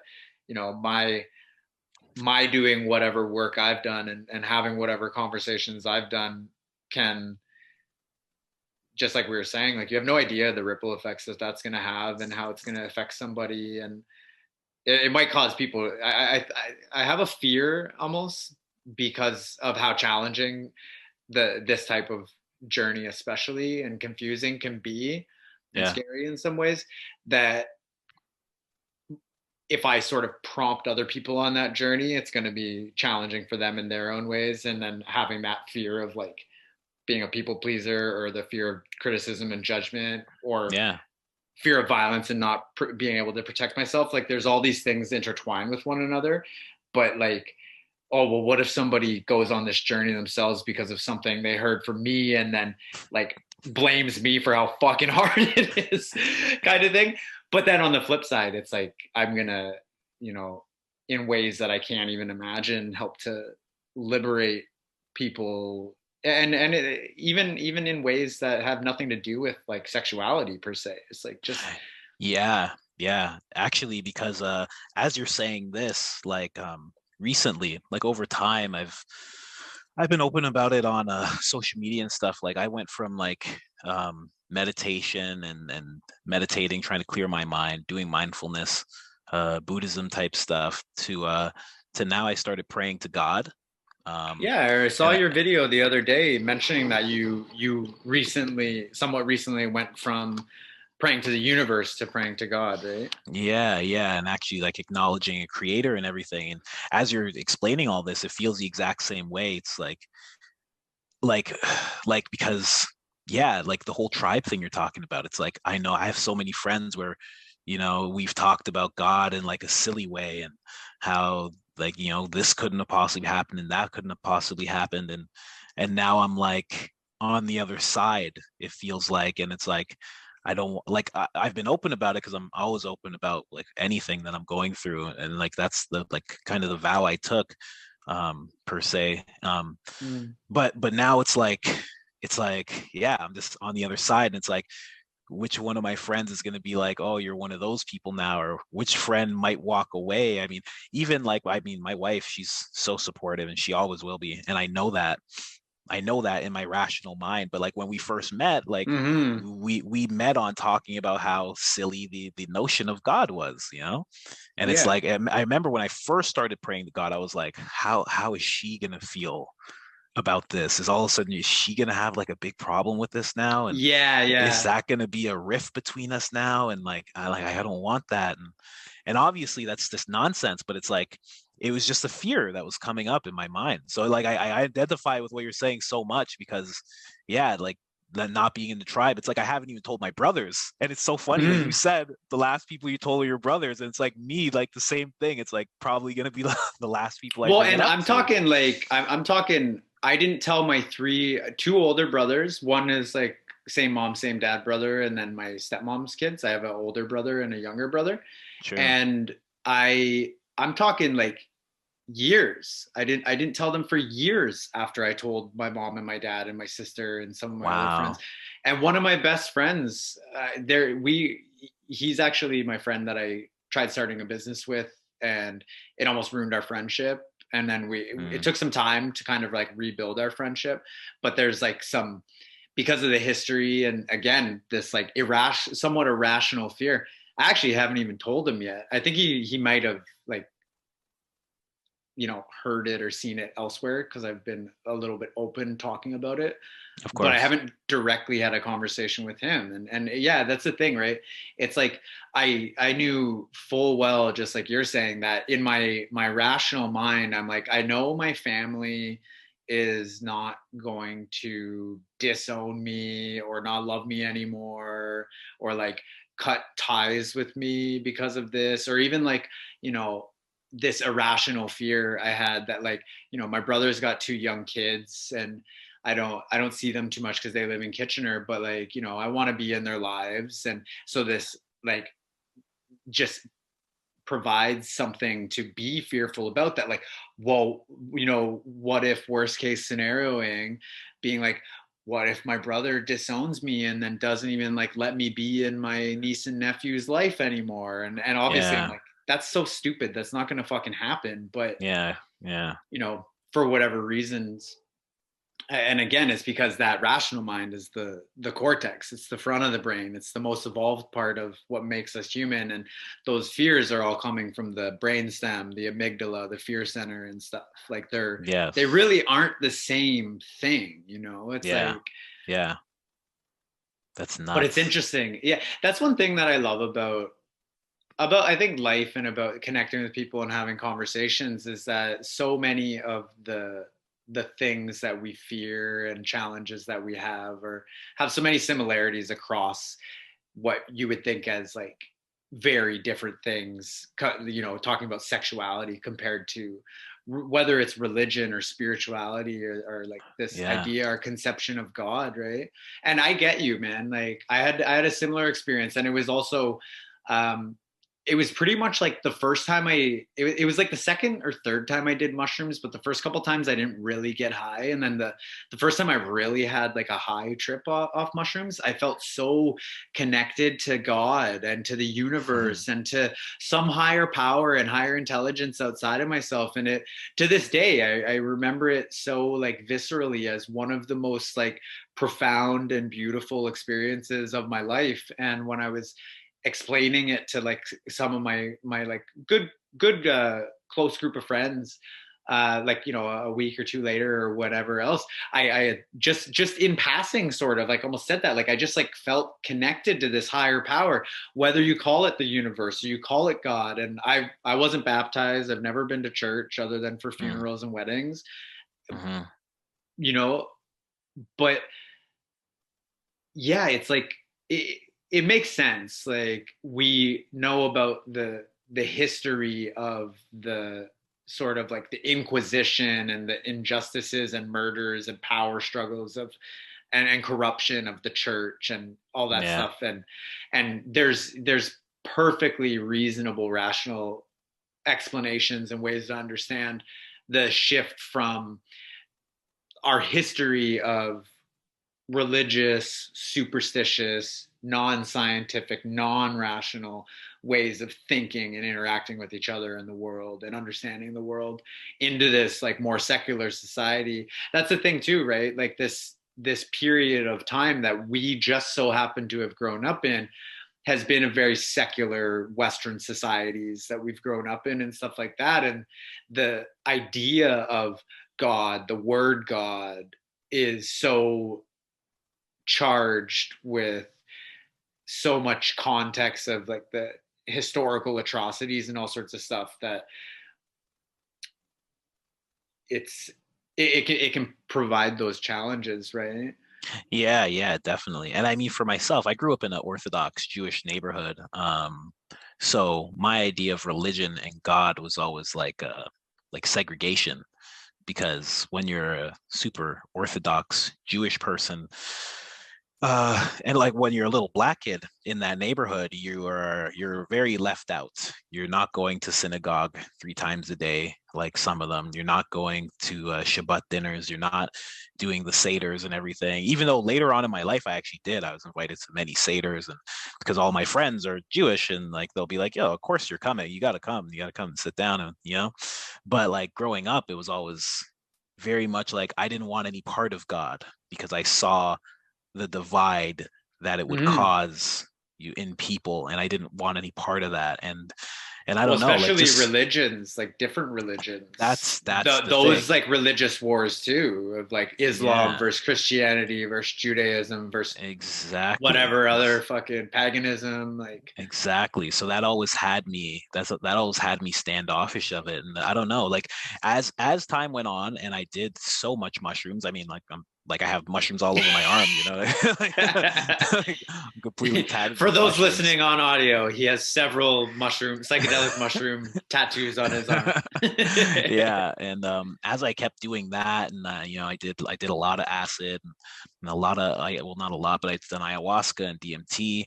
As I just kept doing those things, it was like you feeling the connection and everything like that, and then getting into spirituality, the meditation, and then starting to like look at my life and becoming so grateful and seeing all the things that were happening for me and all the things that were happening just in the right time, and having my wife come into my life, because she literally is like the callus for like people always talk about how much I've grown and changed and everything. And like she's like such a huge part of that, like me Mm, buckling down and becoming this like better man. Like it's like literally like because of her. Like I wanted to be better for her and yeah, for mm, myself. But like all of a sudden I had this external thing where I was like, I can be better. Like this person sees me in this amazing light, and like I wanna at least be half of what she actually sees in me, kind of thing, you know? yeah. And just all of that together, I was just like, there has to be something, there has to be some kind of higher power, something, because there's just too many times where I shouldn't have been in the situation I was in, too many times where I've just been gifted so many amazing people and so many amazing instances, so many amazing conversations. It's like, and they come just in the right time and they help evolve me so much that I couldn't help but see it as some kind of higher power. And then finally I just kind of like, you know, I was like, I want to thank somebody other than the planets and the stars and gray matter and black matter. Like Yeah. I wanted to thank a creator, and yeah, I just started doing that. And honestly, like as soon as I started doing that, like even more stuff started happening. Even better things came into my life. And it was just like Yeah. I was like, this is like really real. And I mean, even as I started doing that, then people, like you said, you'll always find that tribe. You'll always find those people. And then all of a sudden, those people would come out of the woodwork, like in places where I never thought I'd find them. And yeah, it was just like, I had to give in. I had to come out of the closet. Like you said, I didn't even know, I didn't even know I was in the closet. Like that was the thing. It was the exact same kind of experience. I didn't even know I was in it. And when I look back, Hmm. exactly like what you're saying, when I look back, I'm like, oh, that was me clicking into this, or that was me being afraid of this part, and that like it was just so many similarities in what you're saying. So it's like it's really really cool to hear that, really really cool, and thank you for sharing it, because like you are a man and there's other men who are going through your struggle, and maybe even like exactly what you said, don't even know, they don't even know because they're not Yeah. allowed to have that, like, so it's like we have to share as much as we can in order to inspire people to find out who they actually are. Yeah, well, that's the thing, right? And I forgot to like finish what I was saying when I like had that experience and told my group of friends that I like felt like I was connected to God or the universe or this higher intelligence or power. Like so quickly, like one of my like buddies was like, "Yo, like, are you a God guy now? Like, what's up? What's up? Are you talking about God and shit?" And it just was like it was one sentence, one God, one time, and such a quick response. And that just speaks to what you just said, that like people don't know because they're not allowed to know, because our culture and our stories and our beliefs and at least our understanding of history makes it so that we have just like so much baggage that gets in the way of us giving ourselves and each other space to like Yeah. honestly be with ourselves and each other and find out who we are and who we could be. Because it's like when you actually do find people that give you that space, which I feel like with you, right, it's like that's what allows us to like learn and grow and really connect with ourselves and connect with other people and connect with the higher power. And it's like, and it's interesting too, because like I find the conversation around God and religion and spirituality and the scientific understandings and stories for the fundamental forces of nature and reality and physics and gravity and electromagnetism and all that stuff. It's like they're they this is something that I've like really like noticed over the past like probably like 15 years or so, that this divide that there has been in our more secular society between science and religion is something that needs to be healed. Because like everything, the more we can see ourselves as one species on this planet, on one planet with all these other species, that is essentially making one giant superorganism, and that all of these like different beliefs and ideas, different religions, and the rift between science and religion, like if we're going to actually evolve and solve the myriad extremely complex challenges that we have, it's only going to be through providing more space, connecting Yeah. more authentically, Yeah. giving people more space to like be who they are, Hmm. and like healing the rifts between these things. Because like what you're saying is like you wanted to like pray to something, not to like this inert dead matter kind of thing, like. Hmm. And it's like, and it doesn't even have to be, religion and spirituality doesn't have to be unscientific Yeah. or irrational or anything like that, right? Because it's like a lot of people, like I'm of the mind of thinking more that like whatever the fundamental creative force of the universe that gives life to everything else, to matter, to energy, to the fundamental physical forces of gravity, electromagnetism, the weak and strong nuclear force, whatever gives, it's like, you know, there have been really smart people trying to, and still not able to like solve the puzzle between like the large Newtonian mechanics of the movement of the planets, which is so like accurate. We have GPS systems that pinpoint us on our Yeah. planet and give us real-time feedback of where the fuck we're driving to. It's like Yeah. that shit works. And then you have this totally different thing that's actually incompatible with that on the small scale, quantum physics. And that there's like they've been trying to find the unifying principles and the unifying force. And for me, it's like, well, that's God. And what's wrong with talking about that? Or it's interesting too, because you said like, you're talking about gratitude, and it's like gratitude is the antidote to depression, and it's the shield against anxiety, sort of, right? Like, Yep. and it's all contextual. It's like it's also a skill, and it's like your life will change for the better if you practice the skill of gratitude, Mhm. right?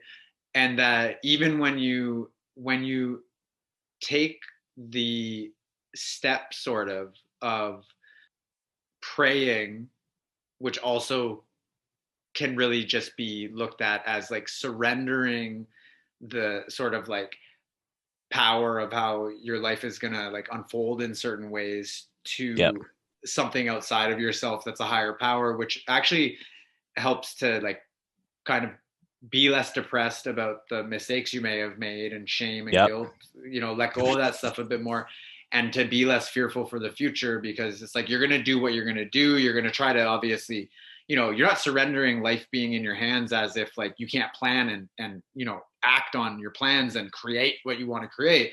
But Yeah. when you surrender to the idea that there is a higher power, and there is. It's like gravity is a fucking higher power than us. Like you're not keeping yourself, you're not keeping yourself on the ground.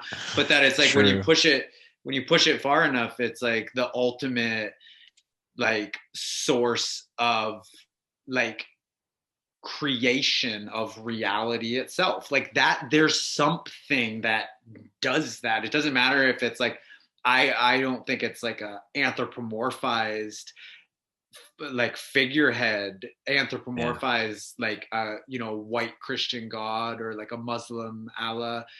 It's like more like a fundamental force of the universe, which a lot of people use. They think it's consciousness. Maybe it Yeah. is.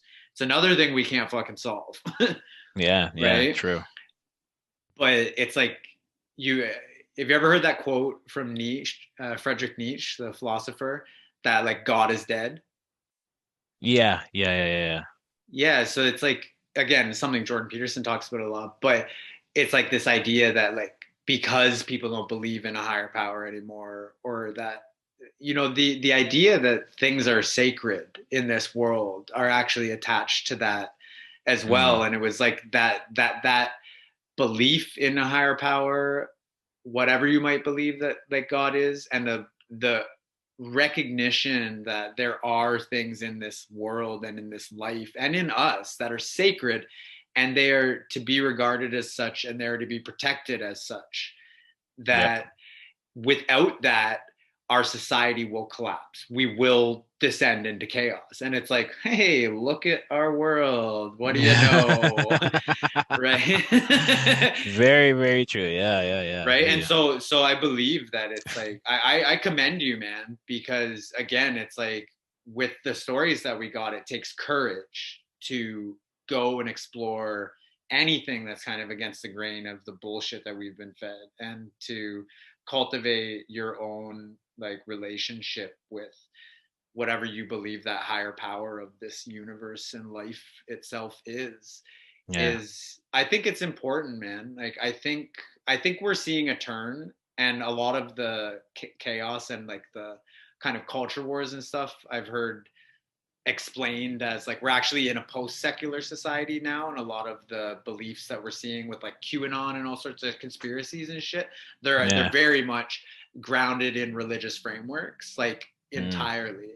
And a lot of the really rigid ideological beliefs on both extreme edges of the political spectrum is that we're Yeah. not in a secular world anymore. We're returning to religious fundamentalism and tribalism. And I honestly think that this conversation and this conception of like God and sacredness and a higher power is like going to be fundamental to like us sort of coming together and solving the problems that we're faced with.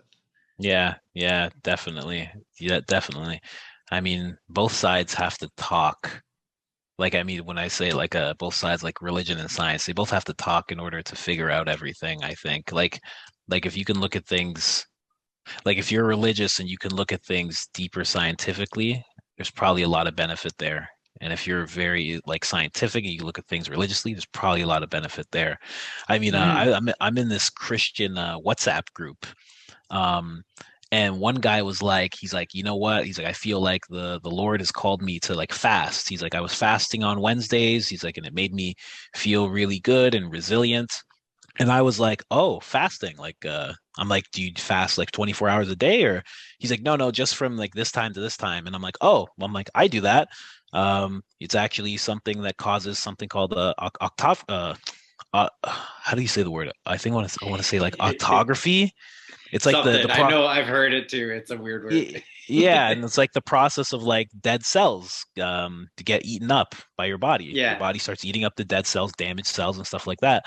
So I'm like, you're kind of right that like it kind of makes you feel resilient, and because it does, it literally makes you like a new Yeah. person. And I'm like, it like that probably is like the benefit. Like that's probably why it's getting easier for you to do certain things you've never done. Because like when you fast like that, you're becoming new. Like you're becoming like very new. Like I was saying, like scientifically, and like Mhm. he didn't answer back to that. Like it was like he didn't want to hear that answer. He just wanted to hear God is good and whatever. And I was like okay. I was like whatever. But like it's like maybe in religion at some point they understood that if they fast that it's actually beneficial to their body. Like maybe they had a scientific understanding at one point, and you know what I mean. Like, and I don't know, it's just it was funny that he just didn't want to hear it at all, but at the same time was doing it and was reaping the scientific benefits of it, you know what I mean? Yeah, yeah. It apparently is like a protocol for like major disease treatments as well for the same, obviously the same reason that it's like Yeah. when you have like cancer or different like debilitating like diseases and shit, like fasting is part of the kind of like the recuperation healing process. Yeah, I do intermittent fast. I have like a 15-hour fast, 12-hour water fast every day, and I feel absolutely incredible just from doing it. And I've tried it a bit. Like how do you find it seems really like the biggest challenge around it for me is like how to fit all the caloric intake that you need to maintain your weight, let alone like gain if you're trying to like, build some muscle or anything like that in like a, oh, excuse me, in like an 8 hour window. It's like fitting sort of breakfast, lunch, and dinner into like an 8 hour window. I'm like, man, I can't eat that much food in that in that much time.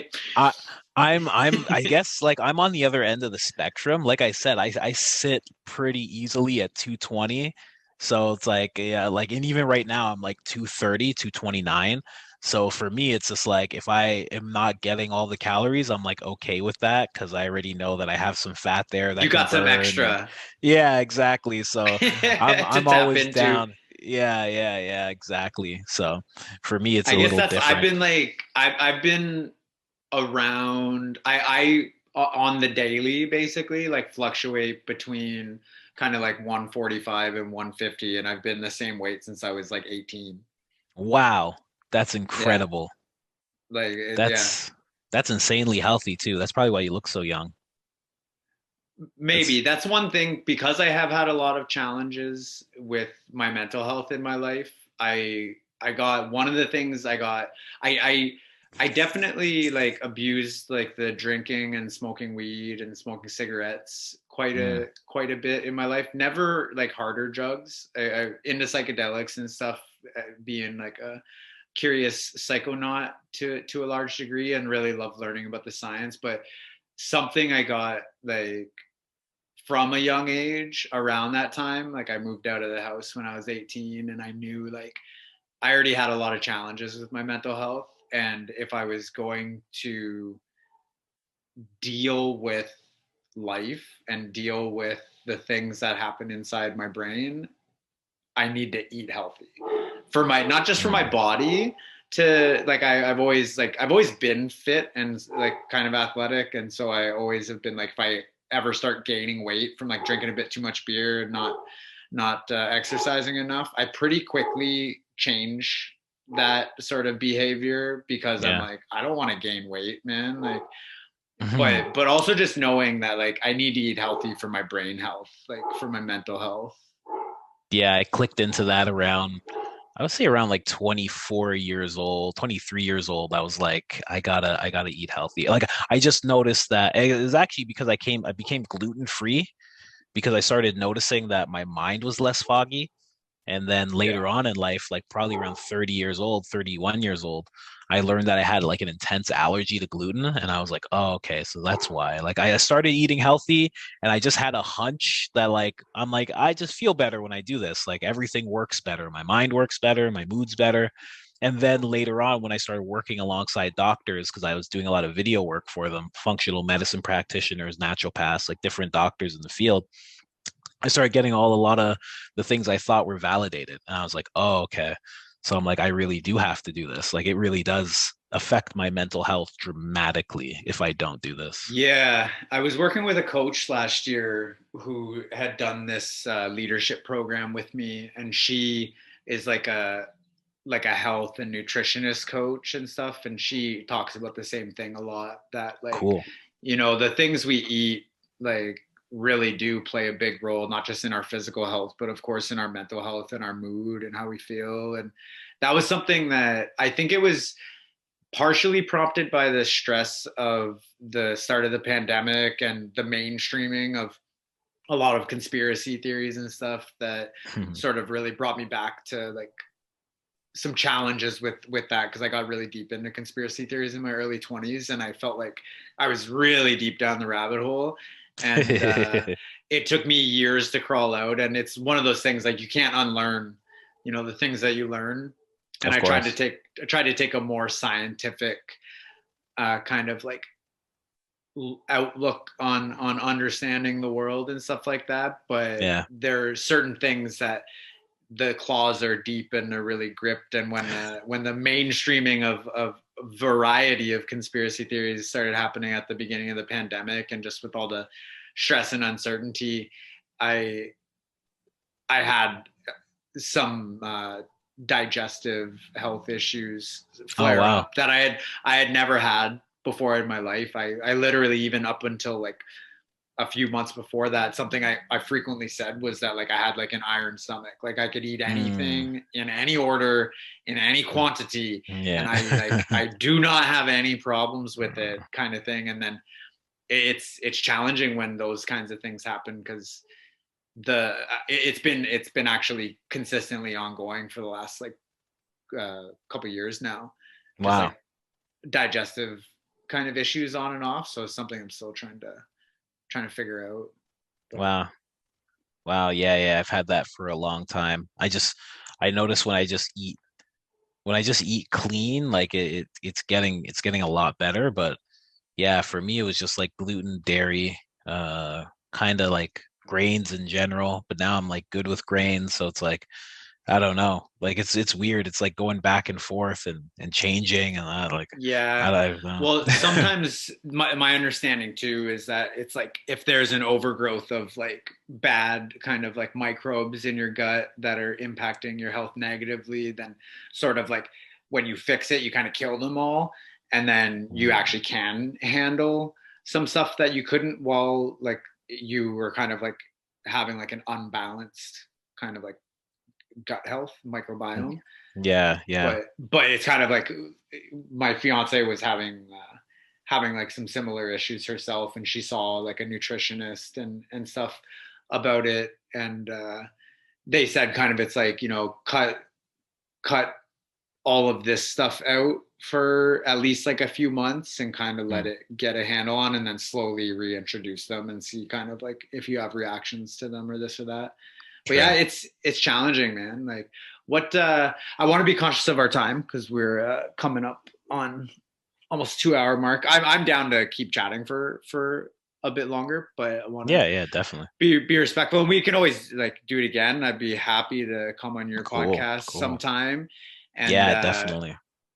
I really enjoy speaking with you, and really relate to a lot of the things that you have to share, and I appreciate you asking about me as well, of course. And Yeah. yeah, in the realm, I guess, in the realm of whether it's mental health or it's, diet or working out or creating art or a business or working towards like getting a degree or whatever it is, it's like the same requirements are present and the same principles always apply. And it's one Mm. of those things that understanding what those things are from a rational intellectual perspective, most people, I would say, no, especially in certain realms. Like there's not a single adult on the planet, unless they have some sort of like developmental issue or something, that doesn't understand to like be a healthy weight, to be in shape. Yeah. You have to eat healthy. You have to limit your caloric intake to not take in a whole bunch more than you're burning, and you have to get a decent amount of exercise. But it's Yeah. like it's not intellectual understanding that stops us from doing the things that we want to do. It's emotional problems. We Yeah. emotionally eat. We emotionally numb out with our phones and drugs and alcohol and stuff. So I guess I'm just curious, what Yeah. are your thoughts on, and we can maybe we'll end on this, but like what are your thoughts and perspectives and advice that what work for you, or just things that for well, I saw like that board that you shared the video of Yeah. yesterday. I think I want to actually do something like that myself. But so maybe explain what you've been doing with that, and just in this realm, kind of like any advice you have for.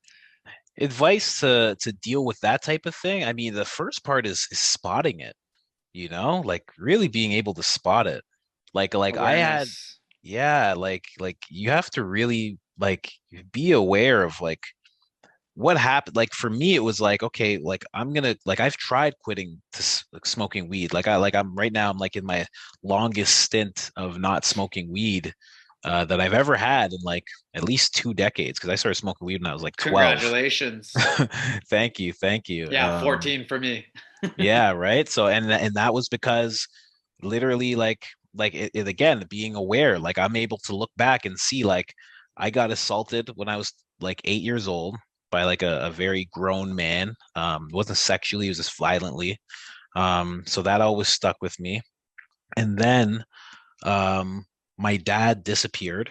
Like I was seeing him and then he was gone just one day. And that obviously affected me. And then I got into the Big Brother program. Even though I have brothers, I Hmm. still was in the Big Brother program to have that older figure. And then he left. He had to leave the country, which rarely happens in the Big Brother program. Um, so I knew that like, and then all of a sudden a year later, I'm smoking weed. So it's like obviously when you look back, you can see exactly what happened. I went through a bunch of traumatic things. And then Yeah. I found this one thing that was like smoking weed was like, oh, okay, so everything's better now. Everything's so good now. Like, especially when you're that young, blasting your brain with that amount of serotonin, right? You're just Yeah. knocking yourself out with it. So it's like, like I understood why I was smoking. That helped a lot. And then from there, it was like, okay, when I try to quit smoking weed, what happens? Okay, first time I like gained like 50 pounds because I started emotionally eating, like started eating a lot. Because Yeah. before, like when I started smoking weed, I was around 350 pounds when I was a kid. I was really, really Wow. big. Yeah, yeah. I was a really Damn. fat kid. And I started smoking weed. I started losing weight. I started hanging out with cool kids. It was the thing that I was good at. I discovered I was really funny. So it was all these like really positive like anchors towards smoking weed. So it like became my safety blanket as a kid, and I just kind of kept it going, right? And then the girls, because like when by the time I was 15, I was selling it in like large amounts, and that kept going until I was like 27, 28 years old. And like the girls and like the lifestyle and everything. It was like the best thing ever. And it was the first thing I was good at because I was terrible at school. It was like the Yeah. first thing where I was like, I'm good at this. Like, I know how to smoke.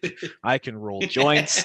I sell pounds of weed. Like, I'm the man. Like, this is great. Why would I ever stop doing this? I know how to do business. I this, that. So Yeah.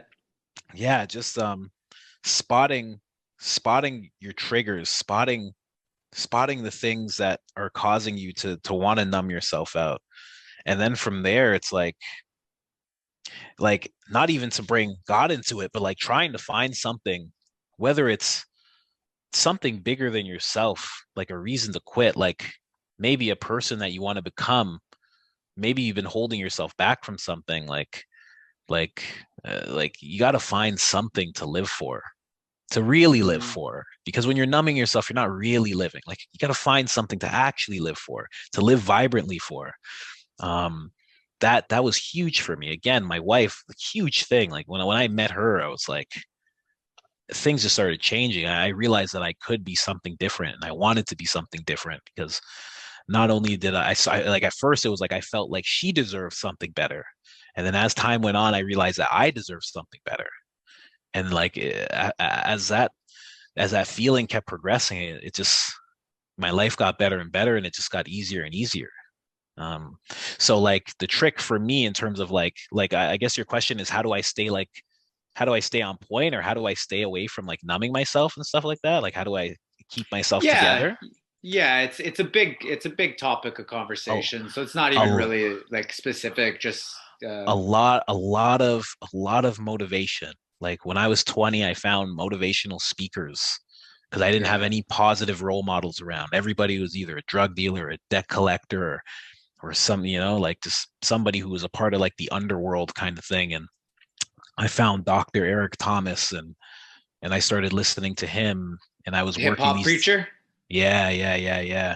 And I started Nice. listening to him. I started downloading everything, because I realized like if I have no, I started realizing that I started listening to affirmations and then binaural beats and stuff like that. And I Yeah. started realizing that like a big part of, like, you need something positive to be like pounding into your head. If you have nothing positive around you, you have to like supplement.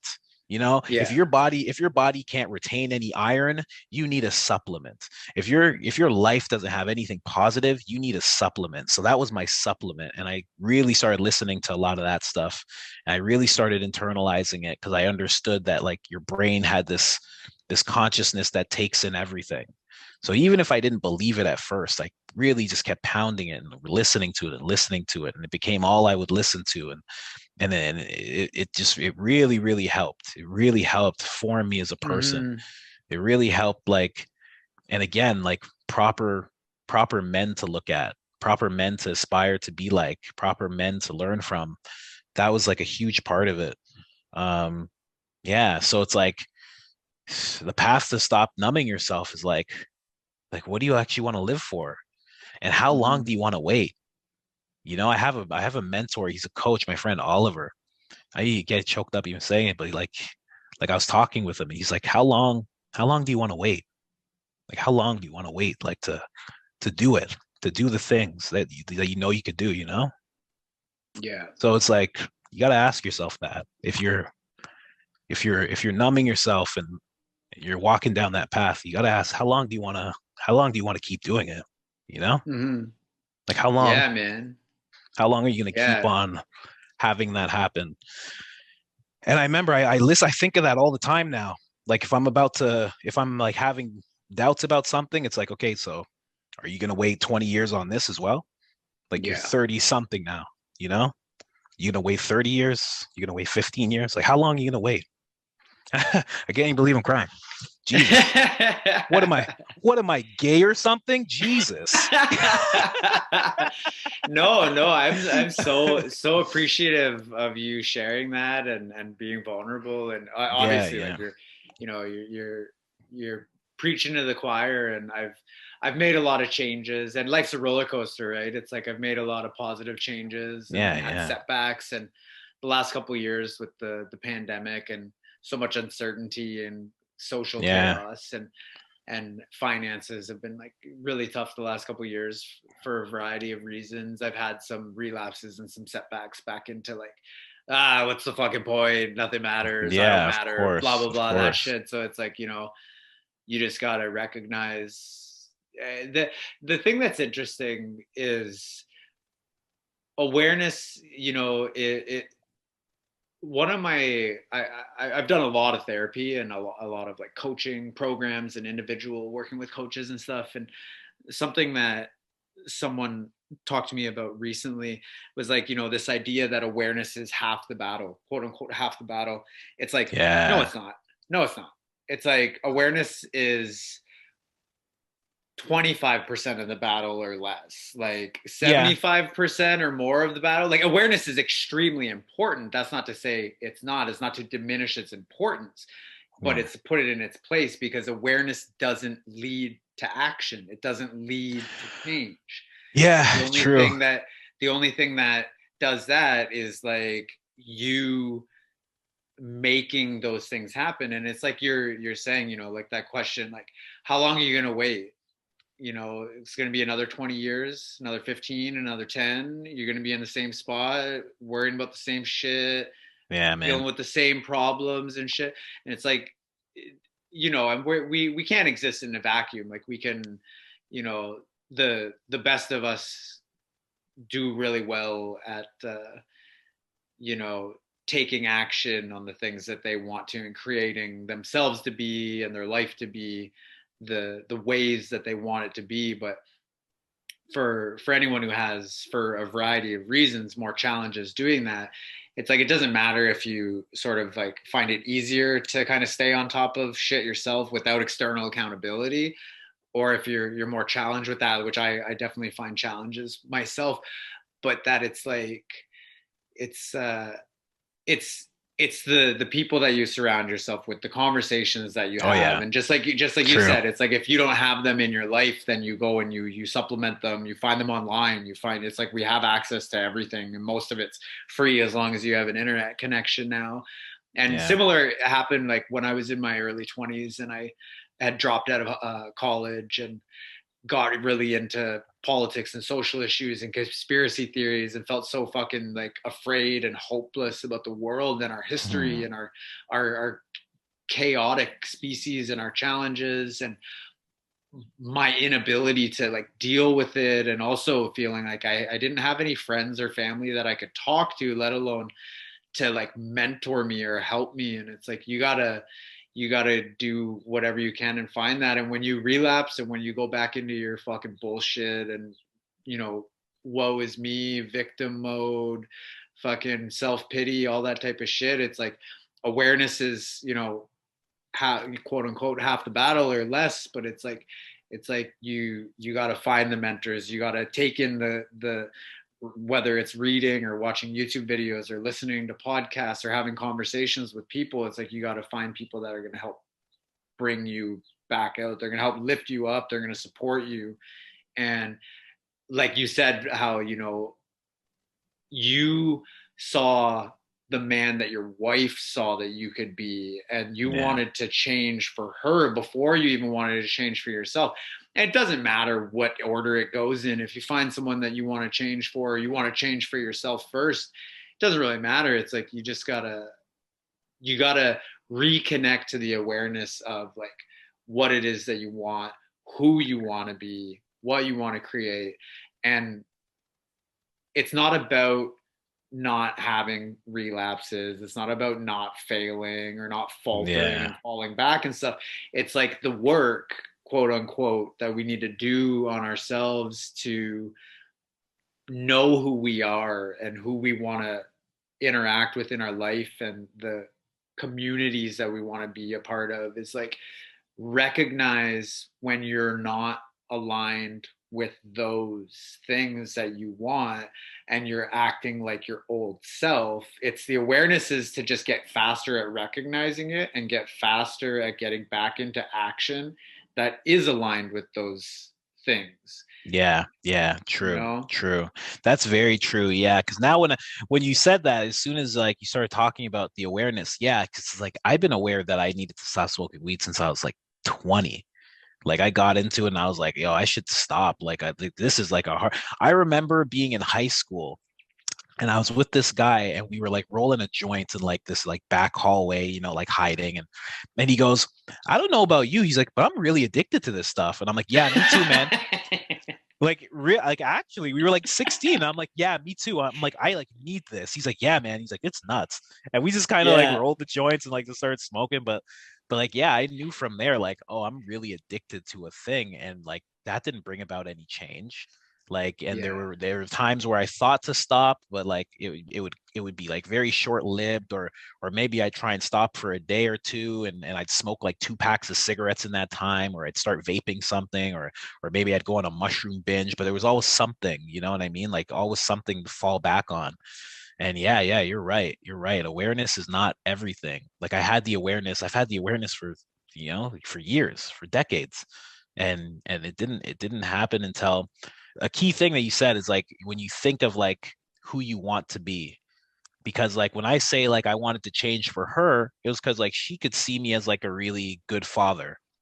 And I Hmm. was like, I'm getting high 10 times a day. I'm like, what's she talking? I'm like, I couldn't actually be a good father, but like there's something in me she sees, but I'm like, I couldn't actually be a good father in this condition. And like it was just like Hmm. little steps like that. I'd be like, well, I do want to have kids with this woman, and maybe I should get high less. And I remember like at one point I was like, maybe I should not smoke until 4 o'clock, because at least if I have kids, I'll be able to drive them back from school and then I'll get high. I'm like, maybe I can start there, or like maybe I'll just get high in the Yeah. morning. And she'll like it was just all these like, trying to step around the problem, like work around the elephant in the room kind of thing. And yeah, it was just gradually I was like, okay, if I want to be this person, these are the steps that have to happen. These are the things that have to be taken away. Like, is being this person more important than like smoking a joint and sitting and playing Call of Duty for 4 hours? Like, I Yeah. think I think they are. And I really started doing that and taking stock of that. And that's why I have like that board. And if you look at that board, you can see it's like make my wife feel appreciated, make sure I sleep enough, to stay gluten-free, dairy-free, take care of my body. It's like maybe all these things are more important. And as you start to find enough of the things, all these other things, whatever your hardships are that you're going through, your addictions, your numbing things, they all start to just be less important. And as long as Hmm. you can keep that in mind, that big stack of shit that you want to become, if you can just keep that in mind and remember that every time that, even if you are getting high, like remember that as you're getting high. Remember, like, man, this is not putting me on the road to that. Hmm. Spending money on this is not putting me on the road to that. Being like this is not putting me on the road to that. If you can like keep that in mind, eventually, eventually you'll get tired of your own shit. You'll get tired of your own bullshit and you'll be like, this is enough. Like I'm Yeah. not where Well, I want to be just because of myself. that's the key, right? Like that's one of the main keys I found is that you, even with the awareness, even a high level of awareness, you will continue to do Yeah. your being on your bullshit Yeah. as long as it takes until you get like clear on like what the consequences are of continuing to act like that and asking yourself questions like that, like how long are you going to keep doing this for? You want to see Yeah. yourself in the same place in 10, 15 years?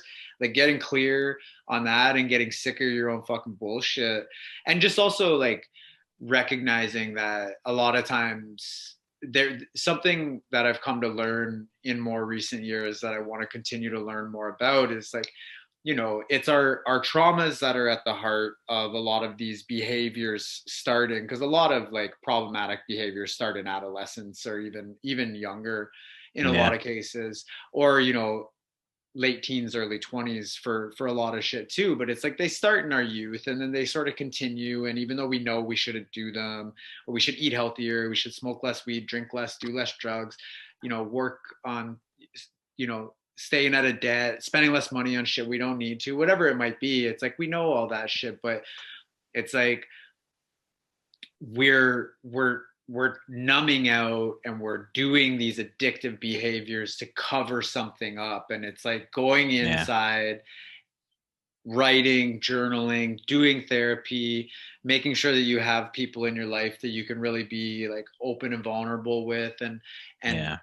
figuring out what exactly is it that's at the heart of that, because it's also, it's not just like numbing out, because a lot of times it's like smoking weed and drinking and stuff is fun, especially if it's social, and it's, that's how it often starts. Like it was for me, it started socially very much before it ever became problematic, or in, you know, sitting at home getting high by myself all the time. Yeah. But it's like where that can be fun and make everything taste better and be more funny and more enjoyable. But it's like what you're actually doing is, it's like you're numbing the negative and uncomfortable emotions and the discomfort that we have inside of us, that unless we do that work, unless we have these conversations, then it stays below the surface and you'll keep numbing it. And some stuff is scary. That's why it's like, for me, it's like I either have this conversation with these different parts of myself and deal with my fucking sexuality, or I'll continue being the way I'm being. I'll continue being the person that I'm being, and being so attached to my old conception of who I am, my old identity, until I lose my fucking mind with Mm. like struggling with depression and anxiety and substance abuse, Yeah. and ruining my brain and my body, or learning to love who I actually am and finding out who that actually is. And no Yeah. matter what I find to be the answer, to find a way to like accept it and love myself and be with it, and go and find the people that are going to do that for me as well. Yeah, Right. exactly. Yeah, yeah. Eric Thomas always says you got to go where you're celebrated, not where you're tolerated, you know? Mm-hmm. It's Mm-hmm. very, very true.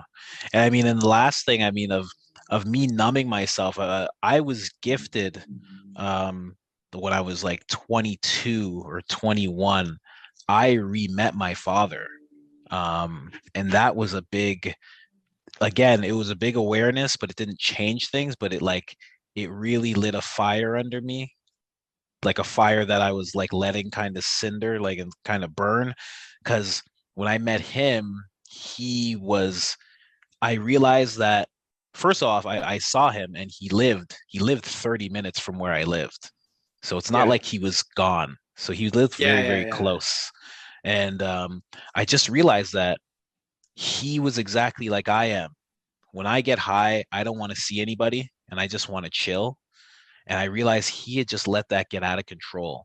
And when he gets drunk, he doesn't want to see anybody. He'll put that before other people. And then he kind of Mm-hmm. just chilled and chilled and chilled until his children were all grown people. And some didn't care to talk to him. And others were like, where the fuck have you been? And like, and kind of I clicked in and I was like, I can, because I realized I had both of my parents in me, and I was like, I can either be exactly like my dad, which I'm like on the road to being, or I could be exactly like my mom. Like I can pick which parent I grab most of my qualities from, like because I know them Mm-hmm. both now. I can see them both. And like my mom, she wakes up at 4 a.m. She was a bodybuilder. She started a business when she was like 55 and started making more money than anybody in our family ever made. Like she gets after it, you know. Now she like has the resources to live here and in Barbados, and like she goes back and forth. So like she goes after it. And then I saw my father, like this person who was like stuck in Scarborough and like really into his addiction so deeply that like there Mm-hmm. was no digging him out of that. And for me, I was like, if I keep doing this, like a lot of people they kind of figure where they'll be if they keep on numbing themselves and stuff. But I actually had a clear vision of where I would be and what things would be like if I kept doing it. Mm-hmm. And it kind of goes back to Jordan Peterson. He says, when you're trying to improve or you're going after a goal, you have to give yourself a little bit of heaven and a little bit of hell. You have to see the ideal and everything that can be, that would be amazing if you achieve this thing, and you also have to envision the horribleness that could happen if you just let this thing if you fuck it up and you just don't execute on the thing that you're going after. So yeah, I had Yeah. both of those. I had both of those, and that was a big help to me. So I would just say to anybody going through it, like just get around good people. They don't have to be Christians. They don't have to be, they don't have to, like, just get around better people than the people you're around. Or maybe voice what you're going through to the people that you're going around, that you're hanging around. Like, just, you have to make the positive changes. They're not just going to come up. It's not just going to change on its own. You have Yeah. to actively go after it. You have to actively go after it. If you know there's something that you're supposed to change, something that you'd like to change, you have to do it yourself. Like, that's the only way it's going to change. Your brain's not going to suddenly switch. You have to force the change. You have to really go after it. You have to really, really, really, like, I can't stress it enough. You have to go after it, because otherwise it's just like it's just gonna get worse and worse and worse, whether it's overeating or it's drugs, anything like that. Like, whether it's like you're abusing yourself sexually, like maybe you have a sex addict kind of thing, like whatever it is, you have to go after that change yourself. You have to. That's the only way that it's going to stop. And if you have to go back and deal with something that happened to you when you were young, then you have to go back and deal with it. If it's somebody who did something, you have to have the conversations, whether it's with yourself or somebody external. You have to do Mm. it. You have to. Like, that's the only way it's going to happen, because you can't live your life numb all the time. You can't do that. You can't, you know? Beautiful. Beautiful. Passionate. Preach. Yeah. Well, yeah, so I think like that's a good place to wrap up. We'll do the standard tell me well, first of all, thank you so much for I'm super super glad that I reached out, and I've really cherished like the connection that we've had, and obviously conversations like this just build Yeah. it and make it deeper. And you know, you are the type of person that I want to have in my life, not just for you know, the kind of conversation we're having, the work that we're doing, but it's like you're a creative person and you're out there fucking Thank like you. making shit happen. And yeah, it's just great to talk to you, and super appreciate you sharing and being vulnerable and inquisitive. And where can people find you? Well, first, I mean, yeah, thank you to you as well, because I've always seen you as a very, very intellectual person, very astute person, a very open person. And like the last few years, I've been watching your content and listening to podcasts, and yeah, it's just when you said like you seem really well read, it was like such a compliment, because I'm like, wow, this smart guy thinks I'm smart too. I'm like, wow, I hope I don't mess this up.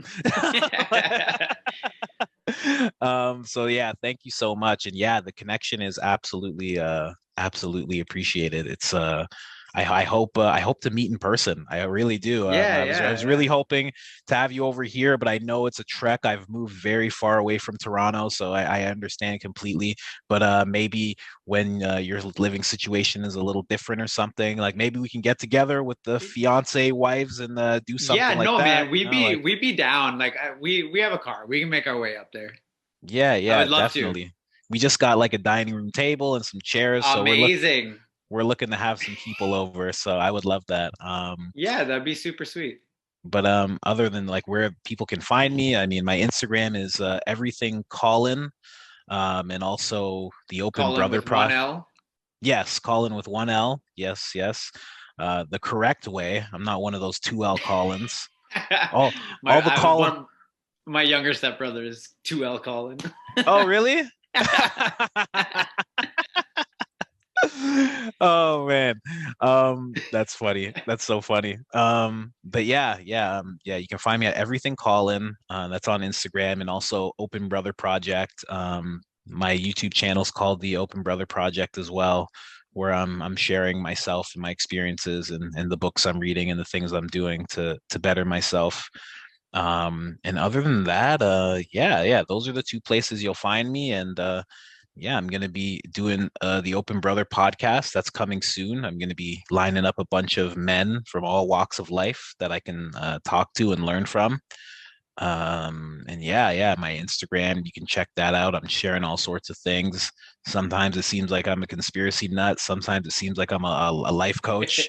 Sometimes it seems like I'm an artist, like I'm always on different things. But all together, I hope you can see that I'm a good person. So Yeah, yeah, yeah. other than that, yeah, that's where people can find me for now. Cool, man. Well, thanks again. And yeah, there was one thing when you were explaining something like near the end there where you said, like having kind of like proper men in your life that you can like look up to and connect with and stuff. And I didn't want to interrupt, but I thought like, like I see you as being a proper man, and I see like men having conversations like this where you can like really go deep and get vulnerable, and fuck, if you get a little emotional, it's like, who fucking cares, man? and Yeah, man. and I appreciate having men like you to connect with in my life. Man, thank you so So much. thank you. I really, really appreciate that. That's my mission right now. So thank you so Well, much, you're man. you're doing well, man. You're doing killing it. All right, man. Thank Well, you. yeah, we'll have to set up like a little dinner sometime or something, Yeah, and yeah, definitely. let me know when you're thinking. Great, All right, great, awesome, man. fantastic. All right, All right, peace, brother. peace.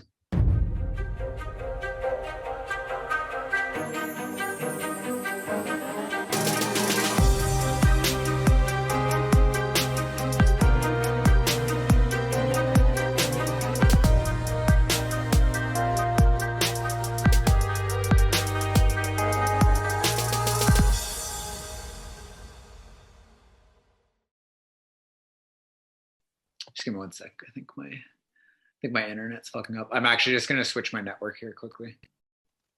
Yeah, that's cool. Are you back? Can you hear Yep, me? yep, yep. Just practice a lot of gratitude because you just never know. You never know what turn the world is going to take. And I am very hope. I have a lot of faith that we're going to be just fine. And I just keep plugging away at life because I mean, got no choice really. I mean, Just interacting with so many fucking people coming through, and it's like you gotta kind of just like shrug a little bit and throw your hands up and be like, yeah, yeah, we just gotta yeah. fucking live our lives, man. Yeah, exactly. I can't even believe I'm crying. Jesus. What am I? What am I, gay or something? Jesus. And maybe I should get high less. How long are you gonna wait? It's gonna be another 20 years, another 15, another 10. You're gonna be in the same spot, worrying about the same shit, Yeah, dealing man. with the same problems and shit. Eventually, eventually you'll get tired of your own shit. You'll get tired of your own bullshit and you'll be like, this is enough. Like I'm Yeah, not where well, I that's want to be the just because of myself, you know? that's the key. All right. Testing, testing. 1, 2, 3. Testing, testing. Listen to me.